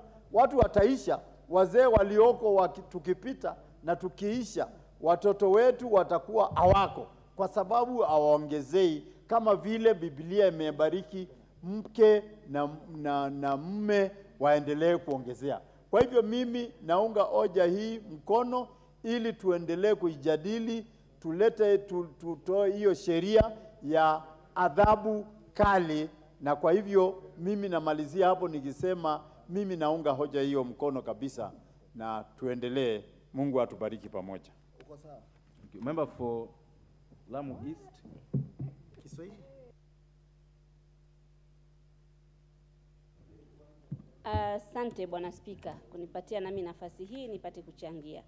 Moja kwa moja nataka nimpongeze ndugu yetu Mohamed Ali kwa kuleta hoja hii, na ni hoja imeambatana na katiba.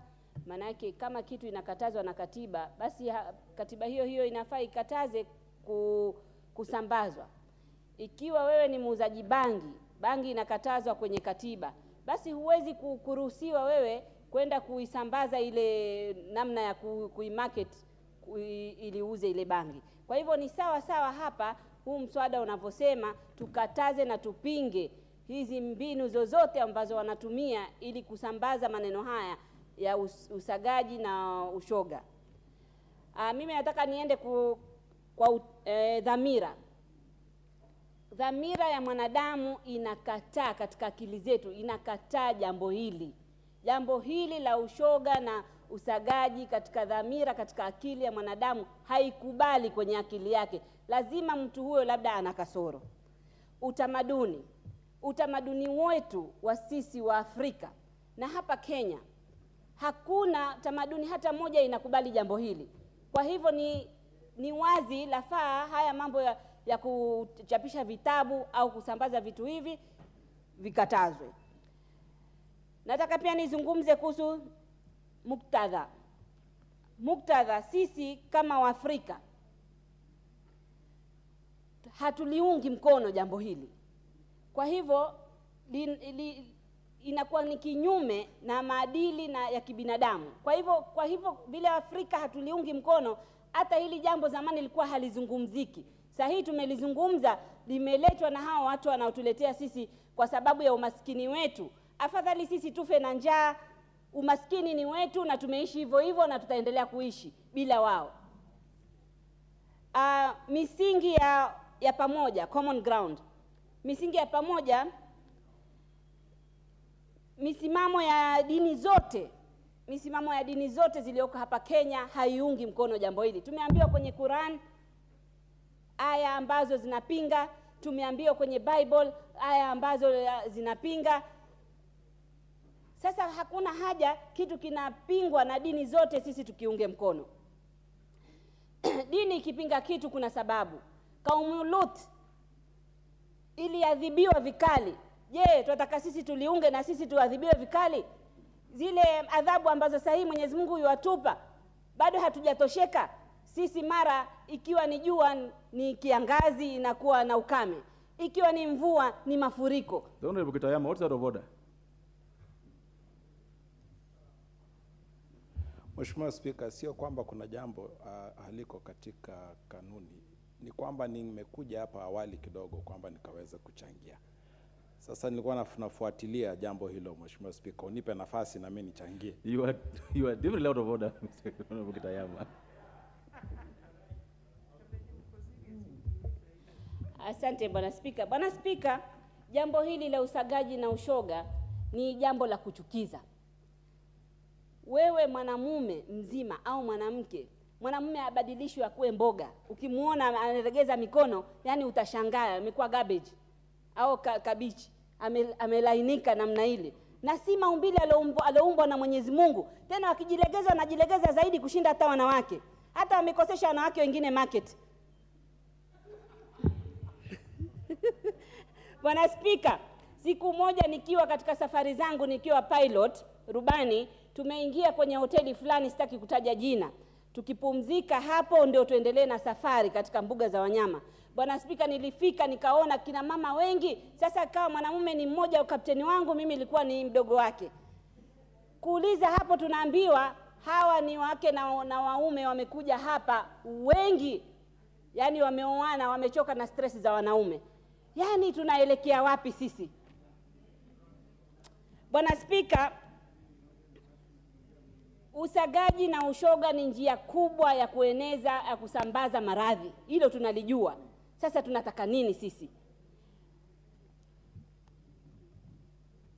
Bwana Spika, jambo hili linachangia sana katika kuvunjika ndoa. Ndoa nyingi zimevunjika kwa sababu ya mambo kama haya. Sasa ukimpata mwanamke anafanya mambo hayo au atumie hizo vifaa wanazotumia, mwanamume akienda anamuona sasa hako kamili. Si uona ndoa zitavunjika vile ndugu yetu Mohamed Ali anasema tu utaniweza. Utaniweza na wewe hutumia ile Mungu aliyoyaumba, wewe unatumia vitu vingine. So haya mambo haya yanavunja ndoa, na utaona pengine wanawake au wanaume hawataki kuoa, hawataki kuolewa, kumbe mambo ni hayo. Sio kwamba hawajapata wachumba. Mimi naunga mkono kupinga marufuku kabisa usambazaji na hizo vitabu na jambo lolote ambalo litaendeleza kutoa habari za hizi usagaji au shoga. Bwana Spika, yasikitisha. Mwenyezi Mungu ametuumba na ametengeneza njia za kufaa za kutumika, lakini sisi tunataka kutumia mwanadamu sijui ni tuko vipi. Njia Mwenyezi Mungu ametuonesha hii ndio ya kufaa, hii ndio inaleta watoto, lakini yeye ana lazima aende kaonje njia zingine ambazo hazifai. Na kama alivyosema mbunge mwenzangu, ukionja leo basi inakuwa kama ni mdudu, sasa utabidi uonje siku zote. Bwana Spika, wanawake sisi tuko wengi duniani, na ni maumbile ya Mwenyezi Mungu. Mwenyezi Mungu alivyotuumba, alivyopanga. Sasa tukiwa tuko wengi, wanaume waende wakafanye ushoga, hao wanawake wataolewa na nani? So tunaomba ndugu zangu hapa, wenzangu wabunge, tafadhali tufanye lolote. Mimi nashangazwa na mbunge nikimsikia tia nasimama anasema haiko kwa katiba. Iko kwa katiba sahihi. Kama jambo ni haramu na kama jambo limekatazwa na katiba, basi hakuna pia hiyo katiba itakuwa imekataza, kwa haiwezi kuchangiwa zaidi au kulifanya liwe zaidi just kwa sababu ya pesa. Pesa acha zikae, pesa si kila kitu. Sisi tunataka utulivu wa roho, tunataka rehema za Mwenyezi Mungu, tunataka Mwenyezi Mungu atubariki. Na kama vile ilivyokuwa nyuma tukiangalia, mazao yalikuwa mengi. Ikifika mwezi wa 8 Kenya utajiri mwingi, lakini sahihi ukipanda utafuta mbolea. Zamani alikuwa hata hakuna mambo ya mbolea. So haya mambo yote ni laana zile tunaopewa. Na hawa watu mashoga na wasagaji wana laana ya Mwenyezi Mungu, kwa sababu ukiwaona wenyewe ni watu ambao wanaweza fanya lolote, hawajali. Ile tabia imebadilika, kama hawana haya. Bwana Spika, mimi nataka kukomea hapa na aliunga mkono huu mswada, naunga mkono sana huu mswada wa Mohamed Ali. Asante. Honorable members, I'm following this list, so it doesn't matter what you do. I'll follow the list that I have here. So anybody who comes up here, definitely, you should just know definitely that you will not get a chance because you came to see me. I'll follow the list the way it is. This chance now goes to Honorable Doris Donya, who followed by Martin Owino.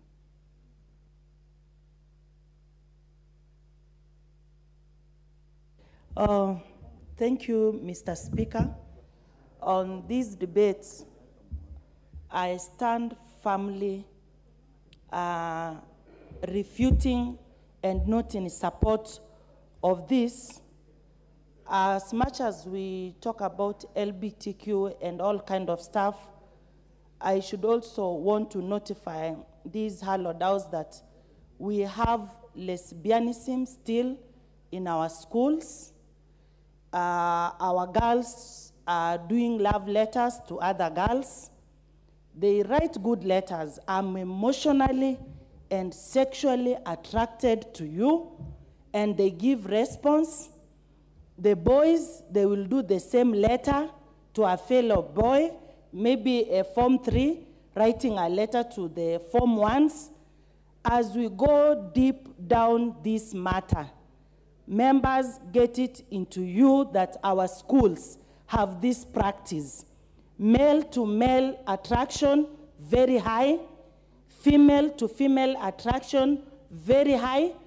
They even forget that they contract diseases like HPV is skin to skin transmission. As much as it is bad manners for our country, it's also a health risk which we must look into. I don't think our government is ready to fight these sexually transmitted diseases. Well, we don't even have enough food, we don't have water, our roads are pathetic. There are things that we should not give room to even be discussed in any of our forums.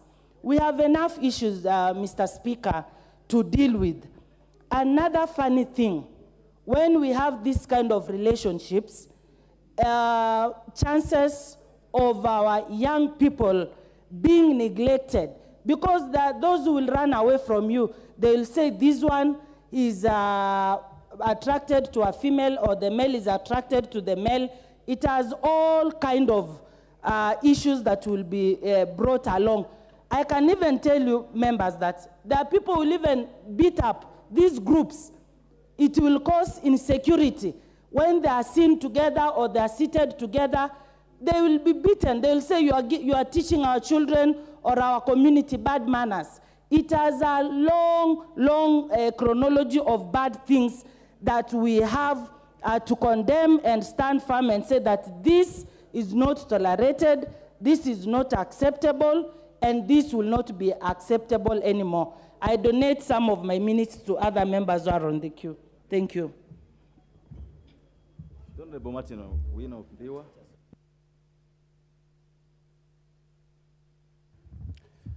Thank you, Mr. Speaker. Honorable Speaker, I thank you and I appreciate the time you have given me. I also want to add my voice to this. Mr. Speaker, this case is a sad one, and we are very, very ashamed by the Supreme Court for having made that ruling. In my view, I think that was unconstitutional. As an elder of a church, I want to say the Bible condemns this. In fact, the first marriage was done in the Garden of Eden, and it was between Adam and Eve, a man and a woman. And there later they became fathers and mothers. What this will do, if we parliamentarians does not come in front to defend our nation, it will bring a lot of confusion to our children. And Mr. Speaker, my first point is to appeal to all parliamentarians. I know you are grandfathers, you are fathers, and all parents to start talking with our children. You are not just a parent, but be a friend of your children so you can you can have a glimpse in good time and direct a child when we are going through this stuff. Also, we have to guard our immorality. You know, Africans are the only remaining custodians of good morality in the whole world. And if we stick together, Mr. Speaker, we can export our morality standards back to even the people who claim to know it best. Second point, we also have to refuse recolonization. This is another bit of it. Tying this kind of behavior with donations, let us all rise to say no. It is good to eat vegetables when you are peaceful in your own house and with your morals standardized and upheld. This, if allowed, will also lead to child trafficking. And in most developed countries, this is a norm. Child trafficking, pornographies, and all these are as a result of this weakened morality in a society. The MP for Lamu said this, that women are in danger. And it is true. Right now there are so many, and there are so few men to marry. And now if we segregate another lot to become husbands of other men, and we're destroying our own society. Lastly, if allowed, we are going to destroy our social fabrics completely. Children will not know who is my father and who is my mother. Since when can a father be a mother at the same time? And since when can a mother be another father at the same time? There's a confusion. And because we stand between the communities and all these invaders, we parliamentarians must stand firm, practice what we say, and defend our communities before they are consumed by the Western style of life. I yield my time to another speaker. Thank you. Thank you, Mr. Speaker. For Met East had been away, but he was top on the queue. Honorable Richard Gigon. Thank you very much, Mr. Speaker, for this opportunity. And also, I want to weigh in trying to contribute to this very important motion. Mr. Speaker, I will not talk much about this, Mr. Speaker, because in front of me is part of my family. I have my children in the Speaker's gallery. And trying to talk too much, I don't think this subject is not also going to be so good. And what I'm going to say only is that this thing about the issue of a man getting married to a man, a woman making love with a woman, is very un-African. And I would like to say, even in according to our culture, it is very difficult even to talk about it, that you are in love with a man. I'm telling you, Mr. Speaker, this is so immoral to discuss even this thing. Personally, when I was even queuing in the morning, I thought I was going to talk about something in electricity. But this one, I didn't want even to contribute because it is very unethical. It is very uncultured. I want to say this. We need to entrench it into our laws so that at least anybody who is going to be found culpable or a culprit of this has to be penalized. They need to be put behind bars. We need to have a very punitive laws, which this one, somebody doing that, or the others will learn from those who will have been prosecuted and charged and put behind bars. Even animals, shamba la wanyama, this thing I don't think even animals do such things. We are people with 5 common sense. Animals doesn't have 5 common sense, and they don't do it. I don't know where this thing came from, and I think we need to pray for ourselves and our countries and our nations. Thank you very much, Mr. Speaker. I beg to support the motion. So on my list is Honorable Member for Malindi.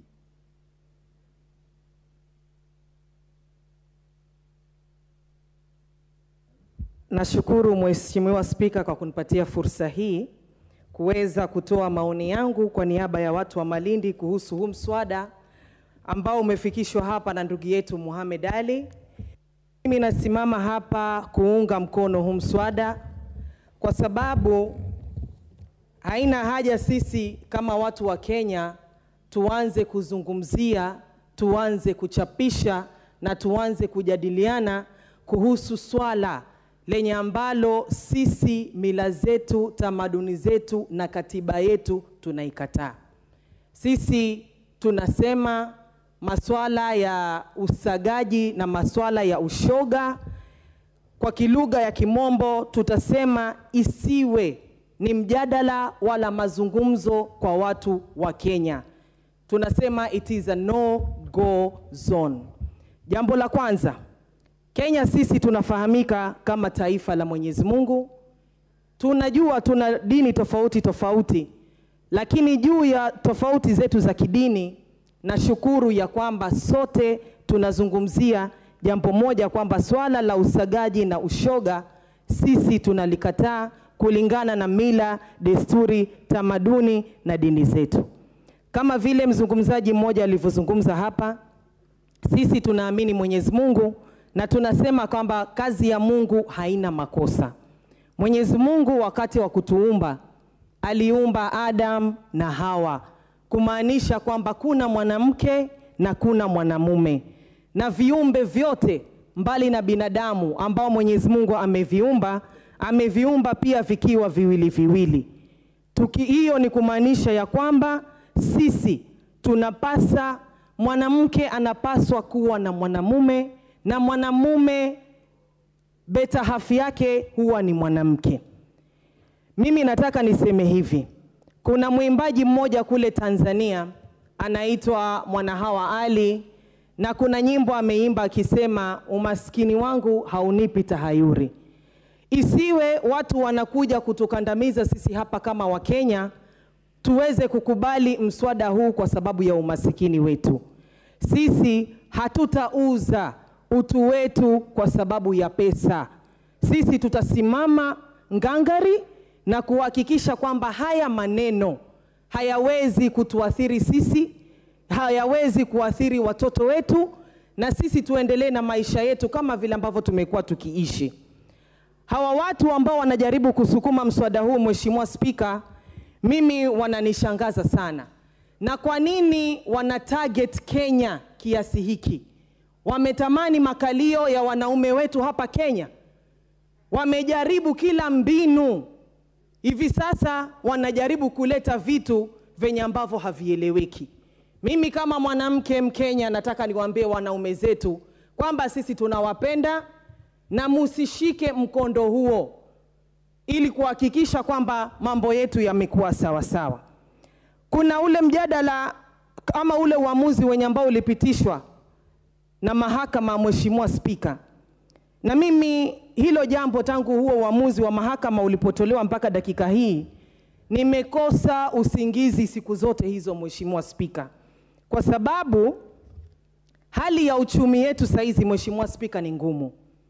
Na tukiruhusu mjadala ama hawa watu waungane kwa makundi tofauti tofauti, kuna wale vijana wenye ambao hawana kazi dakika hii, Mheshimiwa Spika. Kuna wale ambao maisha yao saizi ni magumu, Mheshimiwa Spika. Na kwa sababu shetani ana nguvu, na shetani huyu safari hii amekuja na pesa, vijana wetu, watoto wetu watadanganyika na pesa na kujiweka katika vikundi hivyo vya usagaji na vikundi vya mashoga, na ndipo ambapo sisi tutaweza kupoteza umma wetu. Mimi, Mheshimiwa Spika, kwa niaba ya watu wa Malindi na muunga mkono Mheshimiwa Mohamed Ali, hatusiweze kuyazungumzia masuala haya, na tupige marufuku uchapishaji, uzungumzaji, na tupige marufuku masuala ya ushoga na masuala ya wasagaji. Asante sana. Asante sana. Member for Alego Usonga. Thank you, Honorable Speaker, for giving me this opportunity. I was waiting. I was thinking that because you know I'm not very good in Kiswahili, you are going to deny me the opportunity, but thank you very much. Honorable Speaker, this matter is very serious. And it is something which has been ongoing for a very long time. Honorable Speaker, when I was in high school, we used to hear of people called homos. And mostly, Honorable Speaker, there were students who were from urban centers because, Honorable Speaker, I went to school in the rural schools. And that time, Honorable Speaker, we used to hear they are homos, and we really never used to take keen interest because we used to fear them. But Honorable Speaker, over the years, human rights organizations have helped in promoting this practice of homosexuality and lesbianism. If you talk to people working for Kenya Human Rights Commission, you will find that there are some desks that are receiving funding from foreign bodies, and silently there are the people who are, supporting people who have been found to be involved in gay and lesbianism, and they support them through court processes. And over the years, this thing is becoming a big thing, Honorable Speaker. Honorable Speaker, just to give you an example about how this thing is very serious, among the international superpowers, most of our superpowers are very soft on this matter. The US, the UK, Germany. Honorable Speaker, the former Prime Minister of Iceland was openly gay. The current Prime Minister of Luxembourg is openly gay. The Prime Minister of Serbia, Honorable Speaker, is gay. Actually, she's lesbian. Honorable Speaker, the Prime Minister of Ireland, as we talk, is also gay. So, Honorable Speaker, this thing is very serious, and it calls for governments, African governments, to be very firm and to be very vicious, the way Yoweri Kaguta Museveni is doing in Uganda. And so I want to urge our government, because this motion has been presented to us by an MP in government. We want to urge government to be very serious. This is a time when we need a strong presidency to say no, because some of these superpowers that are promoting gay and lesbianism are also the people that we are rushing to beg for resources. You know that, Honorable Speaker, that the government is begging a lot of money from these people. Now, if you go to beg money from these people and they tell you, go back and be soft on these gays and lesbianism, you will be soft. I don't know where the government is begging from these people. Honorable Speaker, the government is looking for money everywhere. The president has been has been on air every day looking for money to run the government. So this is the reality, Honorable Speaker. So and he is not visiting African countries. He's visiting European countries that are some of the leaders are gay. So we want to urge the presidency, the temporary presidency, to be at least very firm now. Because if, for the moment that they are in power, Honorable Speaker, they might mess us up. And we might end up having a country that members are complaining about.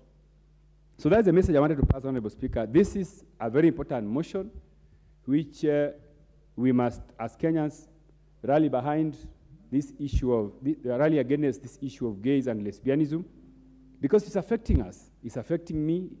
In another way, it will affect you.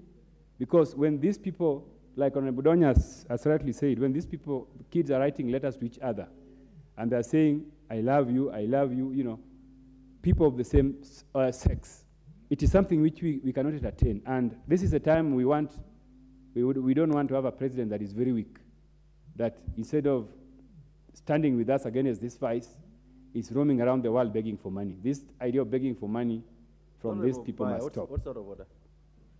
Mr. Speaker, Honorable Speaker, is it in order for the honorable member to say that we have a temporary president, and then he says this president is roaming about marketing LGBTQ, looking for money? I think the context must be put, and I think honorable member should withdraw his remark. This president is the president of the Republic of Kenya. He is here as an MP because the president is the one who called. The first time this parliament sat, it was called by that president, and he came here to be sworn in on the basis of the Gazette notice that was issued by the president. I would like the honourable member to withdraw that remark that we have a president who was sworn in to serve 5 years. That is one. Two, this president is not roaming about anywhere. He's very clear about LGBTQ. And you heard his statement when he talked about it. And even when this constitution was going, people are going around marketing the present constitution, he stood his ground and said, this constitution might do this and that. So President William Ruto is very clear that he does not support, he will not condone, and he will not allow this country to be blackmailed by any sovereign because of issues of LGBTQ. So I would like this honorable member, my friend, and I respect him because he has a high intelligence than others. I think he's bringing himself down. Please withdraw that remark, Mr. Speaker. Honorable Batandi, you could make your point Honorable without... Speaker. Honorable Batandi, order. You could make your point without, this side show sometimes. I would now request you to withdraw the statement about temporary presidency and the president going around begging. Honorable Speaker, thank you very much. And Honorable Speaker, sometimes I wonder why you people want to force me to believe in your theories. Because you know very well, Honorable Speaker, that the fact that you have been sworn in as the President of Kenya does not mean you will be there forever. You can be removed tomorrow. So we are planning to remove the President of Kenya on 20th. So why do you want to force me to believe that he will be there after 20th? Order, Honorable Batandi. Order. Order.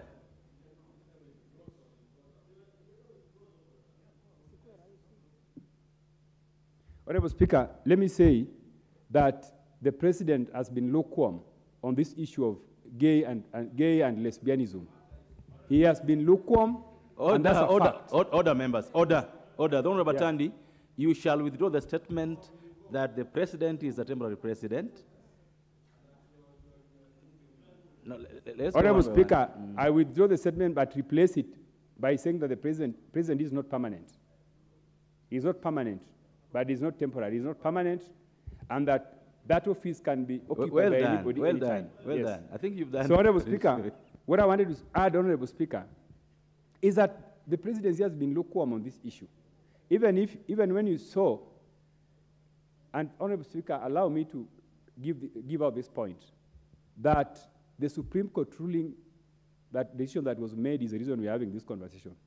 If Supreme Court did not make this particular ruling, we will not be here. And who is Supreme Court? Supreme Court is a branch of the presidency. Because those are people who are getting orders from State House on what to do. That one we know. So by reference, I want to say that decision of the Supreme Court emanated from the presidency. And that's the reason why I'm saying that... Point of order is very clear. The honorable member said he has a high IQ. And order, he knows... Order, Honorable Honorable Baya. Yes. Honorable Batandi, you go to take your seat. Honorable Batandi, you take your seat. Go ahead. Mr. Speaker, we know, and even a class 4 person knows that the three arms of government, the judiciary, the legislature, and the executive. There is a head of the judiciary, the Chief Justice, who, if you say today, and the standing orders prohibit us from discussing members of the judiciary, you cannot say that the Honorable Chief Justice now takes orders from the President. It is a travesty of democracy and the standing orders of this House. You shall not stand here and discuss the person of the Chief Justice as one who takes orders from the presidency or from the president, and also say that the judiciary is part of the presidency, unless you live in another Jerusalem. Thank you. Honorable Batandi, you can make your point. Honorable Speaker, the Constitution anticipates a situation where Parliament, judiciary, and executive are all independent institutions. But in practice, this is not the situation. Honorable Speaker, it has been reported, and the Supreme Court, the President of the Supreme Court, has been reported, marketing bottom-up policies of this regime. And this is something which has been reported in the media. So how is somebody who is supposed to preside over an independent institution reportedly marketing and saying we are in a Tandi, regime you are of bottom up. Order. You are completely out of order, Honorable Tandi. Out of order completely. If you want to discuss the person of the Chief Justice, you must bring us something in motion to be approved by the Speaker. Would you now wind up your, contribution on this matter?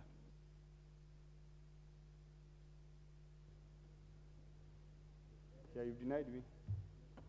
Honorable Speaker, thank you very much for your wisdom and allowing me to make my points from my mind. And let me say, Honorable Speaker, as I wind up, that this country must be awake. And we must know that there are some things that we cannot play with. This question of gay and lesbianism is a question that I would describe as fire.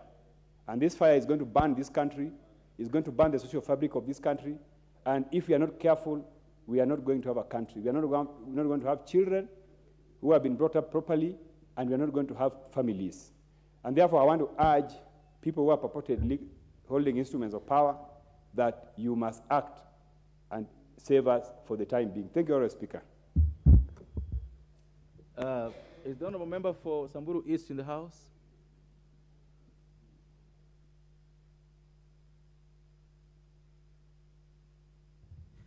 Ya, asante Bwana Spika. Mheshimiwa Spika, mimi pia ningependa kuchangia hoja hii na nashukuru ndugu yangu mbunge wa Nyali kwa kuleta hoja hii. Mheshimiwa Spika,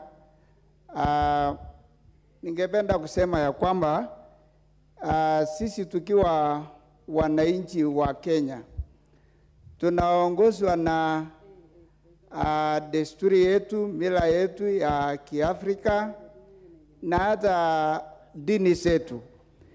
Na Mheshimiwa Spika, kitabu takatifu ya Mungu, Biblia inasema ya kwamba mmoja mwanamke atatoka kwa wazazi wake na kutoka mwanaume atatoka kwa wazazi wake na kuungana na kuwa mwili moja. Na nafikiri Mheshimiwa Spika, sisi watu wa Kenya tunakaa katika kuongozwa na neno la Mungu, na hata wala pengine hawaamini mambo ya dini, kuna mila ya Afrika ambaye inatuongoza. Na ningependa kusema ya kwamba sisi tukiwa viongozi ni mzuri sana tuweze kusimama na kupinga yale ambayo tunaletewa na zile nchi za nje, na hata ikiwezekana, Mheshimiwa Spika, maana wale watu ambao wanaingia kwa nchi yetu ndio wanayotuletea mambo haya, na nafikiri ni sawa hata wale ambao wageni wanakuja kwa njia ya kutusaidia. Ni mzuri hasa ijulikane wanakuja kwa sababu gani. Kwa sababu Mheshimiwa Spika, Kenya hii inategemea Mungu. Sisi hatutegemei hata msaada kutoka nje. Maana Mungu mwenyewe anajua vile wananchi wa Kenya wataishi. Na ninashukuru kwa Mheshimiwa Rais wa Kenya kwa sababu kusema kweli alisimama na akanena na akatoa maoni yake. Na sisi tukiwa viongozi, nafikiri ni vema zaidi tuweze kuungana pamoja, tupinge yale ambayo tunaletewa tunaona haina maana kwa jamii zetu. Watoto wetu, wale ambao wanasoma, hata wale hawasomi, tunahitaji tuweze kulelewa hawa kwa njia ambaye ni mzuri na hata inapendeza jamii na pamoja na kupendeza Mungu. Mheshimiwa Spika, hii mambo nimejaribu kukaa kufikiria hata kwa lugha yangu mwenyewe. Usagaji ni nini? Mimi nilishindwa, hata sijui nitaambia watu usagaji ni nini, maana hakuna kwa mila za Afrika. Nafikiri ni jambo ambaye inastua kabisa, na tukishikana pamoja sheria iweze kuwekwa vizuri, na hata yale ambaye pengine kuna mwenya ambaye hata imekujia kwa kotini, sisi tukiwa bunge la kitaifa ni vema kabisa tuweze kuangalia kwa nini judges wamepata mwenya ya kuleta namna hiyo. Nafikiri kwa katiba yetu ni mzuri tuangalie mahali ambaye haikai vizuri. Kwa hivyo ninaunga mkono hoja ambayo imeletwa na Mheshimiwa Wanyali. Hiyo ni jambo ambaye inafaa tusimame pamoja na tuweze kuelekeza ili wananchi wetu waweze kujua ya kwamba msimamo hata ya bunge hili ni hii. Na Mheshimiwa Speaker, nafikiri mambo ambayo tukijaribu kuwasa na kuwasua ni jambo ngumu kabisa, ati ya kwamba kuna kikundi ya watu ambayo wale wenye wamepeleka hata hiyo hoja kotini, sijui walipataje nafasi ya kuwa katika nchi ya Kenya, kwa sababu hata jamii zingine wakijua mambo kama hiyo, hawa watu hawataweza kuishi kwa mahali ambaye wako. Na kwa sababu hii ni jambo hata dini kwa njia ingine, niliwahi sikia kuna dini hata inataka kulete kitu kama hiyo, na nafikiri inastahili kuchunguzwa. Hata dini imekuwa na mambo mengi sana, Mheshimiwa Spika, na yale ambaye wanaweza kuunga mkono mambo hiyo ya ushoga na usagaji inatakana wasiwe katika nchi ya Kenya. Kwa hivyo Mheshimiwa Spika, mimi naunga mkono kabisa hiyo hoja hiyo ya kwamba tusimame pamoja ili tuweze kuelekeza nchi yetu kwa tabia ambaye mzuri ambaye inaweza kutusaidia. Asante Mheshimiwa Spika. Thank you. Kuria East. Asante sana Mheshimiwa Spika, nashukuru kwa nafasi hii. Mheshimiwa Spika, jambo hili na kwanza naunga mkono hoja hii ya Mheshimiwa Ali, na niseme kwamba Mheshimiwa Spika, jambo ambalo ni baya linaonekana kwa jinsi ambayo linaletwa katika umma. Kidini, hakuna dini mahali popote ambapo jambo hili linawekwa wazi kwa maandishi. Ni jambo ambalo linaletwa kwa njia ya mkato, njia ya nyuma, na ni jambo la giza. Ndio maana wanalisukuma wakitumia mifumo mingine tofauti na dini yoyote inayojulikana. Pili, katika tamaduni zetu, Mheshimiwa Spika, ni vigumu sana kupata tamaduni yoyote ambayo inayo kumbukumbu au hata mazungumzo ambayo yamenakiliwa yakitaja mambo haya. Mheshimiwa Spika, mimi napotoka katika jamii ya Wakuria, hata jambo la kutaja zoezi hili au uchafu huu halipo. Hatuna neno ambalo utaenda utafute upate ambalo linazungumzia mambo machafu haya. Yanakuja kutafutiwa majina kutoka maeneo mengine, na hata hayo majina ukayatafuta utakuta kwamba yamewekwa katika kuunganishwa ili yaweze kutia maana fulani. Mheshimiwa Spika, vile vile pia ukitaka kujua kuna tatizo hapa, inakuwaje Mheshimiwa Spika kwamba jambo hili lazima lisukumwe kwa masharti?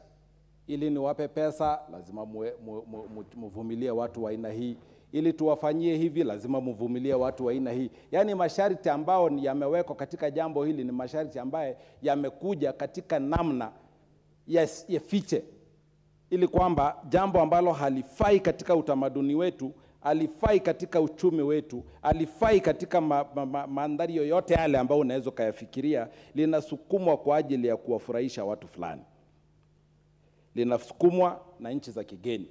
Kama ni zuri, mbona lisibaki pale? Wanataka kututangazia haya, wanatusambazia tu, yafanyie nini? Ikiwa wao wanaona ni zuri, kitu chochote kizuri unatamani kiwepo, uwe nacho ni chako. Kwa hivyo Mheshimiwa Spika, jambo hili mimi ninalipinga sana, kwamba tusiruhusu hata mahakama yetu ya upeo lazima tuwazungumze nyinyi mahakama ya upeo. Nyinyi mtakubalije mambo ya aina hii? Na mnajua vizuri kabisa kwamba nchi hii inawaangalieni nyinyi, kwamba mkaweze kutoa mifano iliyo mizuri kwa ajili ya watoto wetu, kwa ajili ya kizazi kinachokuja. Baadhi ya waliotoa hukumu hii, Mheshimiwa Spika, ni wa jinsia tofauti, yani ile jinsia ya kike au ile ya kiume. Mheshimiwa Spika, wengine wao wamepata kazi hiyo kwa sababu ya jinsia yao. Wewe ukapata kazi kwa sababu wewe jinsia yako ni mama. Leo hii unatamani kwamba wamama wasiwepo, kwa sababu ndivyo tutakavyo kutafsiri wewe, kwamba wamama wasiwepo kwa sababu wewe umehitimu, umekuwa katika cheo ya juu zaidi, sasa unaona wamama wasiwepo. Ndio maana unataka kwamba mama awe mama. Ili iweje? Wewe tukikufungia kwenye chumba, wewe mama na wewe mama, mtazaa mtoto? Na ni nani huyo unataka azae watoto, alafu wewe uje kuwapapasa na kuwageuza? Mheshimiwa Spika, nahitaji mtu afe. Haiwezekani kwamba wanaume wao wangoje mwanaume na mwanamke wazae watoto, watuletee kizazi kizuri, alafu baadaye mwanaume anaenda kufanya mambo ya kipumbavu na mwanaume mwingine. Ili iweje? Kesho kuweje? Wewe kiongozi unayetutangazia haya, umesoma katika shule zetu, umesoma kupitia katika tamaduni zetu, alafu unataka wewe mwanaume uyafanye mambo ya kipumbavu na mwanaume mwenzako ili kizazi kife? Ili iweje? Ubaki peke yako? Utafanyia nini hii dunia ikiwa Mungu mwenyewe amesema hakuijaza yeye, akatutuma sisi kuijaza? Wewe unayetaka kwamba kizazi kisimame, unataka ufanye nini? Utaifanyia nini dunia hii ikiwa wanaume watabaki hawazai kwa sababu hawana uwezo wa kuzaa? Mwanamke akimnani mwanamke mwenzake ni kwamba na wao hawatazaa, alafu dunia hii tabaki bure. Inakufaidi wewe nini? Mheshimiwa Spika, mwisho, NGOs, yani yale mashirika yasiyo ya serikali, Mheshimiwa Spika, yametuletea matatizo mengi sana. Katiba hii tulionayo, na ndio ikaitengeneza mahakama ya upeo, imekuwa sana na msukumo wa yale mashirika yasiyokuwa ya serikali, na walipopata faida hiyo ya kupata yaliyo wanayotaka, walikimbilia kazi hizo kubwa hizo. Sio ajabu hawa tukiwachunguza